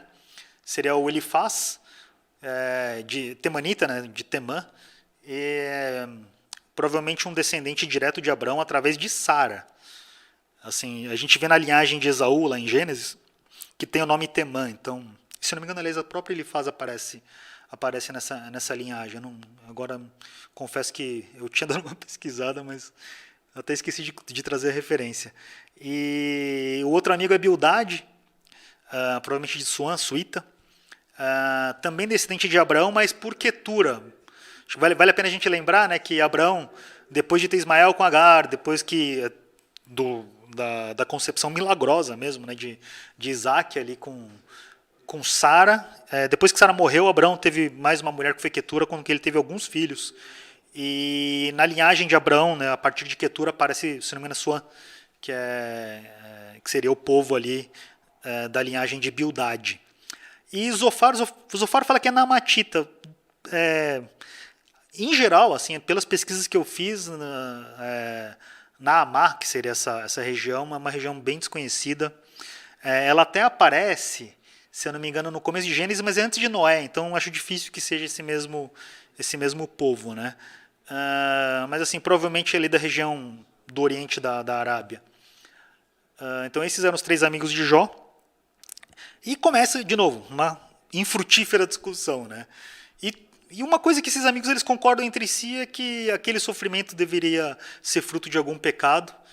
E então aquela tribulação que Jó passava, na verdade, estava indicando que, no fundo, ele era um grande pecador e por conta disso, um grande hipócrita, né? Porque todo mundo antes tinha a imagem de ele ser um homem íntegro. E Jó, assim, nas discussões, às vezes ele até concorda com algumas coisas que são colocadas, né? E realmente tem palavras interessantes que esses homens falam, mas assim, o contexto geral é um pouco complicado, porque a maneira como eles falam de Deus não revela a verdade sobre o caráter do próprio Deus, né? Então ele responde declarando a inocência dele em relação a merecer tudo aquilo, né, que os amigos dele indicavam. E é legal que ele não só apenas fala que não era por pecado exatamente, né, que ele estaria sofrendo, mas ele também fala um negócio interessante, basicamente todo o capítulo 21, né, que os próprios ímpios muitas vezes vivem em prosperidade, assim, que ele via isso acontecer. E realmente, né, até na própria Bíblia, Davi mesmo fala isso, né, mas o próprio Deus depois ensina ele, se não me engano, no Salmo 37, né, fala bastante, né, ele questiona Deus, né, porque prosperam os ímpios, né, enfim, como vários profetas também colocaram dessa maneira. E Jó menciona essa questão, até para mostrar para os amigos que talvez aqueles argumentos deles não fossem tão válidos assim quanto eles imaginavam, né. E aí, falando de um por um, né, Elifaz, se eu não me engano, significa Deus é forte, até é um nome interessante, mas ele foi o primeiro a falar, devia ser o mais velho, né? Gostei dessa imagem que mostra que deve ser um cara mais velho mesmo, talvez até mais próspero e em tese sábio, né? Mas assim, na experiência, na tradição que ele conhecia, ele usou muitos argumentos, mas ele esqueceu de uma coisa importante, que que a graça e a misericórdia de Deus. Então, em toda discussão teológica que ele tentou levar até Jó, ele não considerou que Deus é um Deus de graça e misericórdia. Ao que ele fala, reflita agora, qual foi o inocente que chegou a perecer?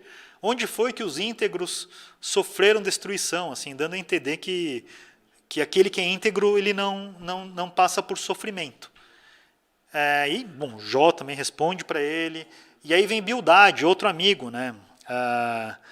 Ele assim, se colocou como um grande legalista, dando a entender que tinha algum pecado oculto. E por isso, então, ele estava sofrendo. Ele não teve nenhuma sensibilidade nessa situação. Volto a dizer, né? No começo eles até demonstraram alguma coisa, ficaram 7 dias ali sem falar nada. Mas eu acho que nessa tentativa de tentar explicar aquilo que não era essa explicação, acabaram falando coisas que não eram legais e que não eram verdade sobre o próprio Deus. Então ele, diante do sofrimento de um amigo dele, ao invés de ajudar, né, olha o que ele fala, quando seus filhos pecaram, falando dos próprios filhos dele, ele os castigou pelo mal que fizeram. Então ele está assim, reforçando a ideia de que aquilo que ele estava sofrendo era justo. Falando, pô, seus filhos pecaram e Deus castigou pelo mal que eles fizeram. Os filhos dele tinham morrido, né, os 10. E aí aparece Zofar, que concorda com os outros 3, né, seguiu a mesma linha, literalmente perseguiu Jó. E ele dá a entender que o justo não deveria sofrer. Assim, então, aquela situação realmente mostrava que foi como uma acusação mesmo diante de Jó, né, que ele estava sofrendo aquilo por causa de pecado. E olha que coisa que ele fala, né, no capítulo 11, versículos 5 e 6. Se Deus lhe falasse, se abrisse os lábios contra você, ele revelasse os segredos da sabedoria, pois a verdadeira sabedoria é complexa. Até aí está razoável que ele fala, mas fique sabendo que Deus esqueceu alguns de seus pecados. Tipo, você merecia sofrer talvez mais. Né? Imagina que legal, né? Receber o consolo dos amigos. Depois de perder tudo que você tem, tá com dores por todo o corpo, né? Naquela situação tão complicada, os amigos tentaram justificar que, enfim, aquilo era simplesmente fruto do pecado de Jó, então que ele merecia aquele sofrimento. Então, de novo, apresenta uma face errada, né, de quem é o nosso Deus cheio de misericórdia. E no meio de tudo isso, né, como é interessante como o Senhor Jesus ele sempre aparece em toda a Bíblia, né? Então, assim, no meio de todos esses diálogos, né, é interessante que na discussão de Jó ele mesmo registra isso, que ele percebe que ele precisa de um mediador.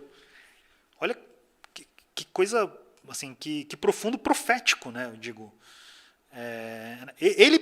Jó, de uma maneira até falha, né? Ele tentava se justificar pelo procedimento dele mesmo, mas ele entende que ele precisa de um mediador para chegar diante da presença de Deus e que defenda a sua causa. Tem vários textos, estão todos anotados aí.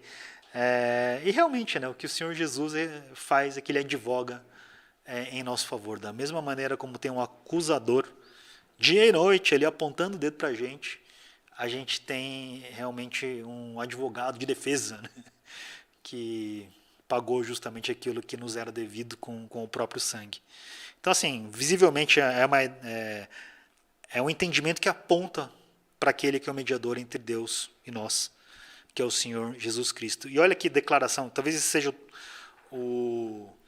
a gente mencionou aquele texto-chave, né, como, talvez assim, em relação ao aspecto do livro, mas se eu fosse escolher um texto só para refletir e compartilhar em todo o livro de Jó, é Jó 19:25, quando ele declara no meio de todo aquele sofrimento, porque eu sei que o meu Redentor vive e por fim se levantará sobre a terra. Que confiança e que declaração profética, porque a gente sabe que isso aconteceu. O nosso Redentor já vivia, vive e vive eternamente. Ele se levantou sobre a terra e pagou pelos nossos pecados e é o nosso mediador diante de Deus. E depois de os amigos apresentarem as suas teses, serem rebatidos por Jó em sua defesa, aparece uma pessoa mais jovem, o nome dele é Eliú. É um personagem bem interessante do livro de Jó, né? Lá fala que ele é filho de...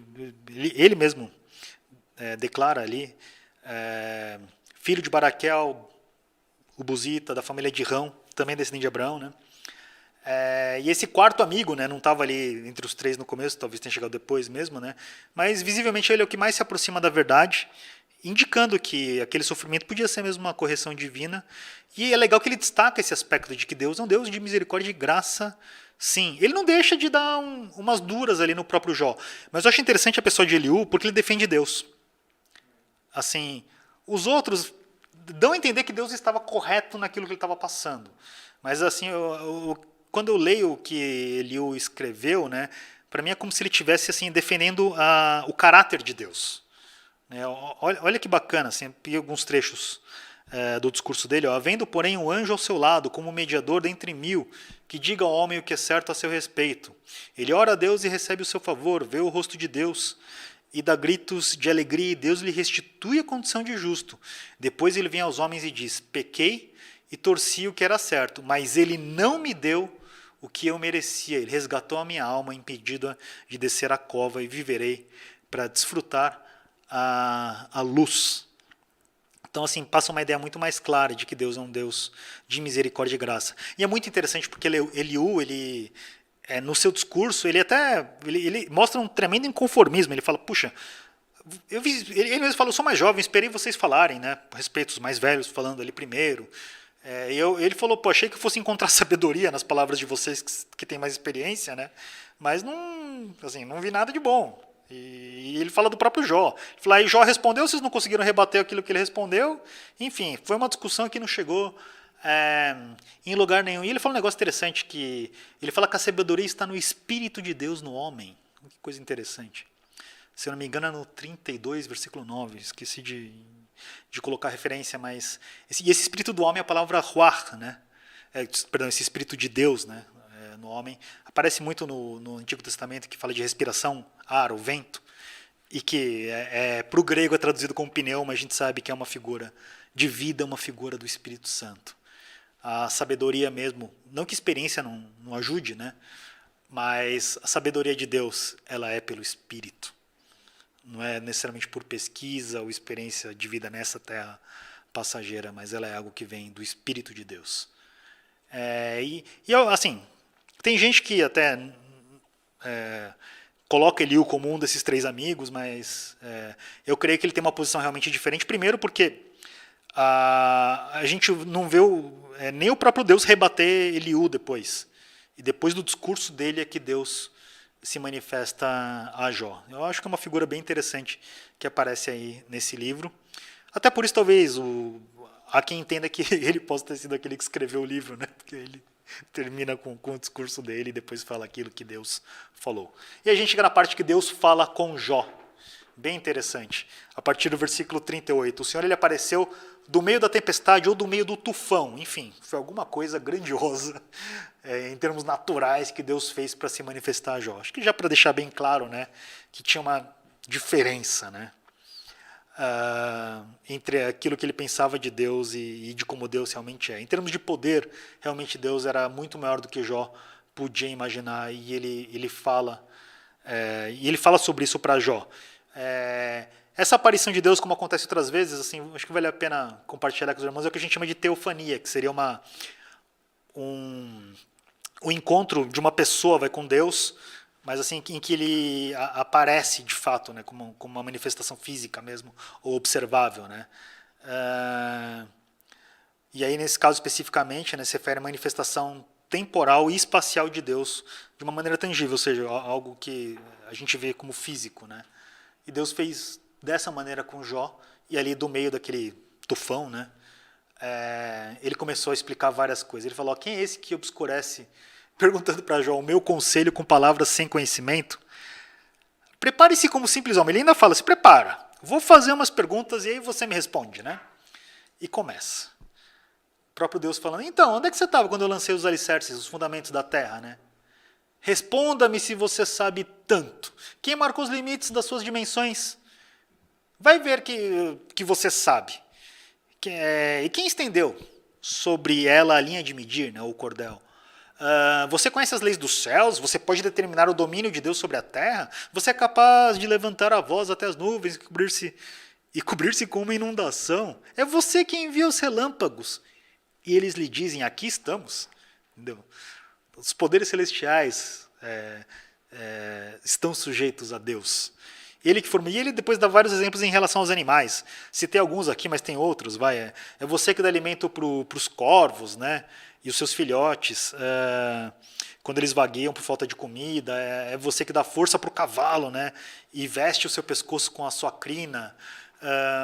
Ele pergunta, e é por causa da sua inteligência que você tem... que o falcão, né, ele alça voo e estende as asas rumo sul, é porque você manda que a águia se eleva e no alto constrói o seu ninho, né? Então deu vários exemplos assim que o Jó começou a perceber a grandeza de Deus e a pequenez dele. Agora o que eu acho muito interessante é que esse Deus, que transcendental, né, quando a gente olha em seu poder, ele é um Deus que ao mesmo tempo pode estar perto e ele inclusive se revela diretamente ao homem e ele falou com Jó. E diante da grandeza de Deus, a única coisa que Jó conseguiu fazer foi se sentir pequeno. E aí ele diz o seguinte, então Jó respondeu ao Senhor, sou indigno, como posso responder-te? Ele não tinha resposta para nada aqui. Ponho a mão sobre a minha boca, falei uma vez, mas não tenho resposta. Sim, 2 vezes, mas não direi mais nada. Já ali no capítulo 40. Que basicamente vai do 38 até o 41, começo 42, é Deus falando, mas no meio do caminho o Jó também aparece um pouco. E aí Deus coloca para ele, você vai pôr em dúvida a minha justiça, vai condenar-me para justificar-se? Seu braço é como o de Deus e sua voz pode trovejar como a dele? Adorne-se então de esplendor e glória e vista-se de majestade e honra. Deus explicando para ele. Eu trouxe aqui uma imagem diferente, mas são 2 animais que aparecem no livro de Jó, mais por curiosidade, que é o behemote, que a maior parte do que eu li sobre o behemote até entende ele como um hipopótamo, mas também poderia ser um elefante. E há quem considere um dinossauro, porque pelas características ali até parece ser um réptil, né? Assim, como fala, de pele, né? Bem grossa mesmo. E também fala do Leviatã, que aparece em Isaías também, aparece no começo do livro de Jó, que muitas vezes aparece como um crocodilo, ou como um monstro marinho, né? E até chega-se a sugerir um dragão. Até esse desenho lembra um pouco do dragão, porque fala de ele soltar até fogo, né? Enfim, são animais que provavelmente existiram nos tempos bem remotos mesmo e que agora não existem mais. Há quem entenda que são animais míticos, assim, talvez que estivessem na imaginação ou na tradição humana, né? Mas assim, como o próprio Deus fala o seguinte, quem primeiro deu alguma coisa que eu lhe devo pagar, tudo que é debaixo dos céus me pertence. Então ele fala que é tudo que está debaixo do céu, para mim, o próprio Deus falando, me dá a entender de que são animais que ele criou, mas talvez não tenham mais existido. Mas, de qualquer modo, se é mitológico ou não, o que Deus está falando, eu achei uma comparação legal, mas pode ser que o próprio Deus estava explicando para ele, assim, ele é mais forte do que o super-homem, do que todos os super-heróis da Marvel, por exemplo, que são personagens fictícios, mas ele é mais poderoso do que tudo isso. Mas ele fala que tudo que há debaixo do céu dele, então eu creio que faz parte mesmo da criação de Deus. Provavelmente animais que a gente não consegue assim distinguir hoje, a gente não tem mais, né, eles vivos nos dias de hoje. E, enfim, basicamente é um livro que trata desse grande mistério do sofrimento. Eu acho legal porque o que chama atenção não é a resposta que Deus dá, é o que ele não disse. Porque eles ficaram discutindo por que ele estava sofrendo e Deus simplesmente se revela a Jó. Ele não fala, você está sofrendo por causa disso. Lembra, ele não falou, Satanás pediu para atacar a sua vida, ou eu mesmo, ele, Deus, né, poderia ter falado, que desafiou o próprio Satanás, né, para mostrar que ele se manteria íntegro. Deus não deu essa explicação em nenhum momento, ele simplesmente se revelou ao próprio Jó. Então, assim, eu creio que mesmo esses mistérios de Deus definitivamente não vão ser a nossa mente, o nosso intelecto que vão conseguir discernir, né? Assim, o nosso descanso, a nossa confiança em Deus, ela é algo que vem do Espírito mesmo, não do nosso entendimento limitado acerca das coisas, né? E aí a gente vê que os pensamentos de Jó eles se voltaram depois para Deus. E ele percebe que ele não conseguia nem explicar coisas simples para Deus, né? Até como ciência, história natural. Então, como é que ele ia explicar os mistérios dos caminhos de Deus, da maneira como Deus faz as coisas? Então, assim, no sofrimento existe mistério. Eu confesso de novo que quando eu vejo alguém sofrendo muito, eu sempre penso, puxa, assim, Deus encontrou alguém que, assim, que aguenta, né, e que pode realmente passar por uma situação que vá tornar essa pessoa ainda mais próxima do Senhor. Mas já que ele não explica o motivo, é porque ele simplesmente está ensinando, eu creio, para todos nós, simplesmente confie em quem Deus é. Isso é o mais importante, é onde as nossas almas devem descansar o tempo todo, em qualquer circunstância. E o final do livro, o propósito mesmo do Senhor em todas essas coisas, a gente vai ver o que aconteceu com Jó. Então lembra, ele ali diante de Deus, né, se colocou como pequeno, e ele fala para Deus, certo é que falei de coisas que eu não entendia, coisas tão maravilhosas que eu não poderia saber. Tu disseste? Agora escute e eu falarei. Vou fazer-lhe perguntas e você me responderá, né? Aquilo que Deus comentou. Por isso, menosprezo a mim mesmo e me arrependo no pó e na cinza. Então ele entendeu a sua pequenez e a grandeza de Deus. E aí então a gente vê que Deus, ali, né, daquele tufão, dá uma instrução. Depois que o Senhor disse essas palavras a Jó, disse também a Elifaz, de Temã, estou indignado com você e com seus 2 amigos, pois vocês não falaram o que é certo a meu respeito, como fez meu servo Jó. Olha isso, assim, falar coisa que não é verdade acerca de Deus, deixar ele indignado. Vão agora até meu servo Jó, levem 7 novilhos e 7 carneiros, e com eles apresentem holocaustos em favor de vocês mesmos.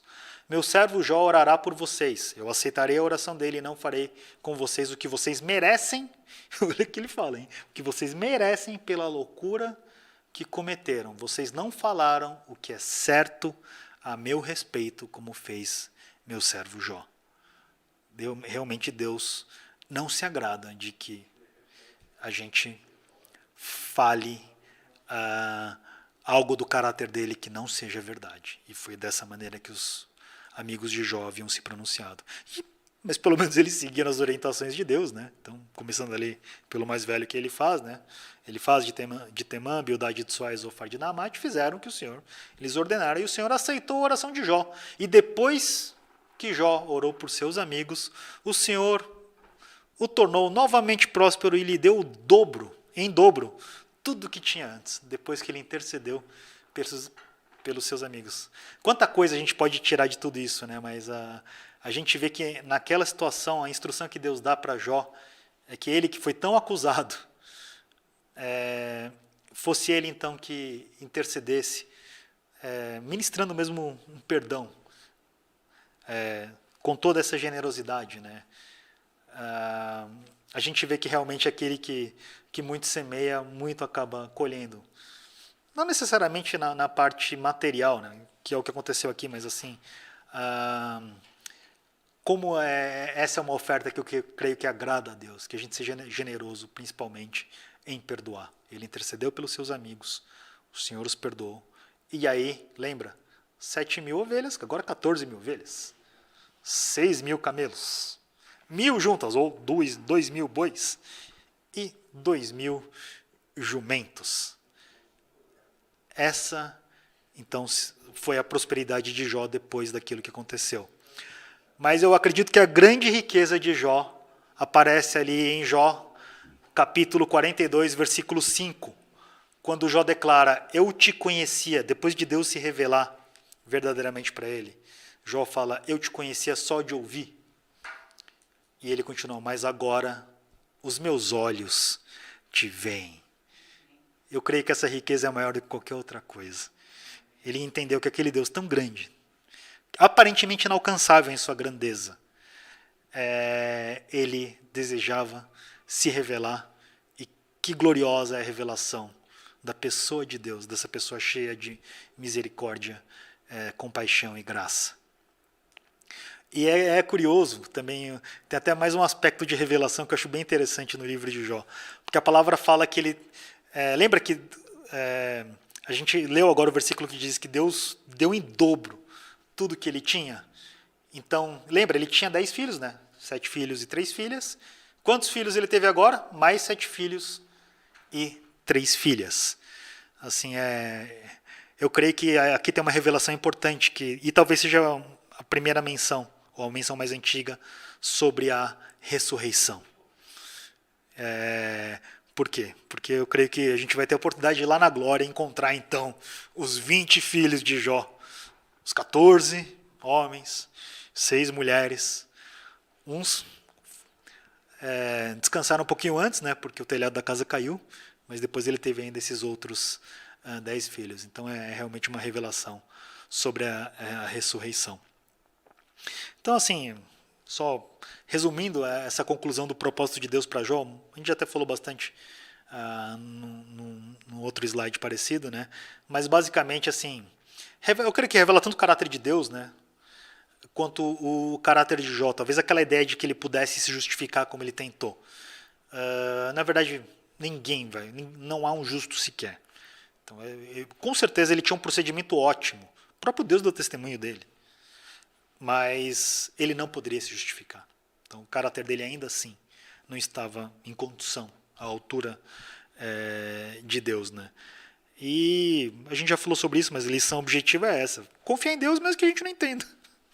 Que ele é maior do que todas as coisas, e mesmo que a gente não entenda, os caminhos dele são mais altos, né? E essa revelação do caráter fala mesmo, de novo, da questão da justiça própria de Jó. E aí a gente vê, mais uma vez, o livro, né, tem tanto questionamento acerca daquilo que estava acontecendo, mas diante da grandeza de Deus, isso tudo é muito pequeno. E Jó fica satisfeito com essa resposta.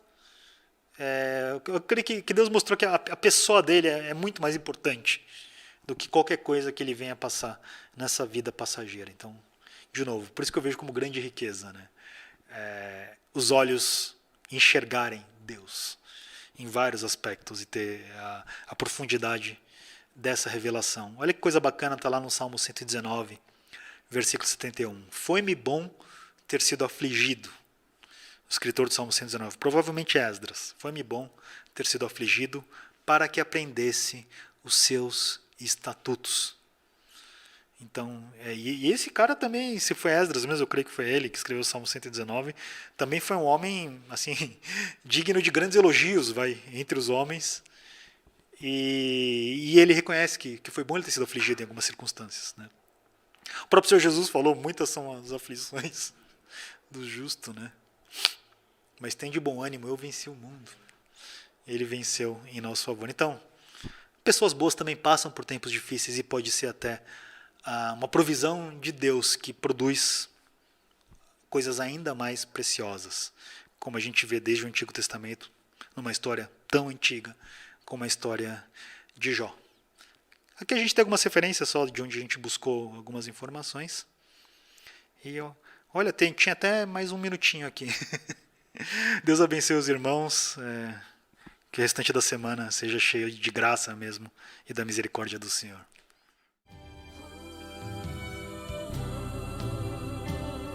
Está disposto a ser um vaso novo? Erga sua voz. Vamos adorar a Ele nesta noite.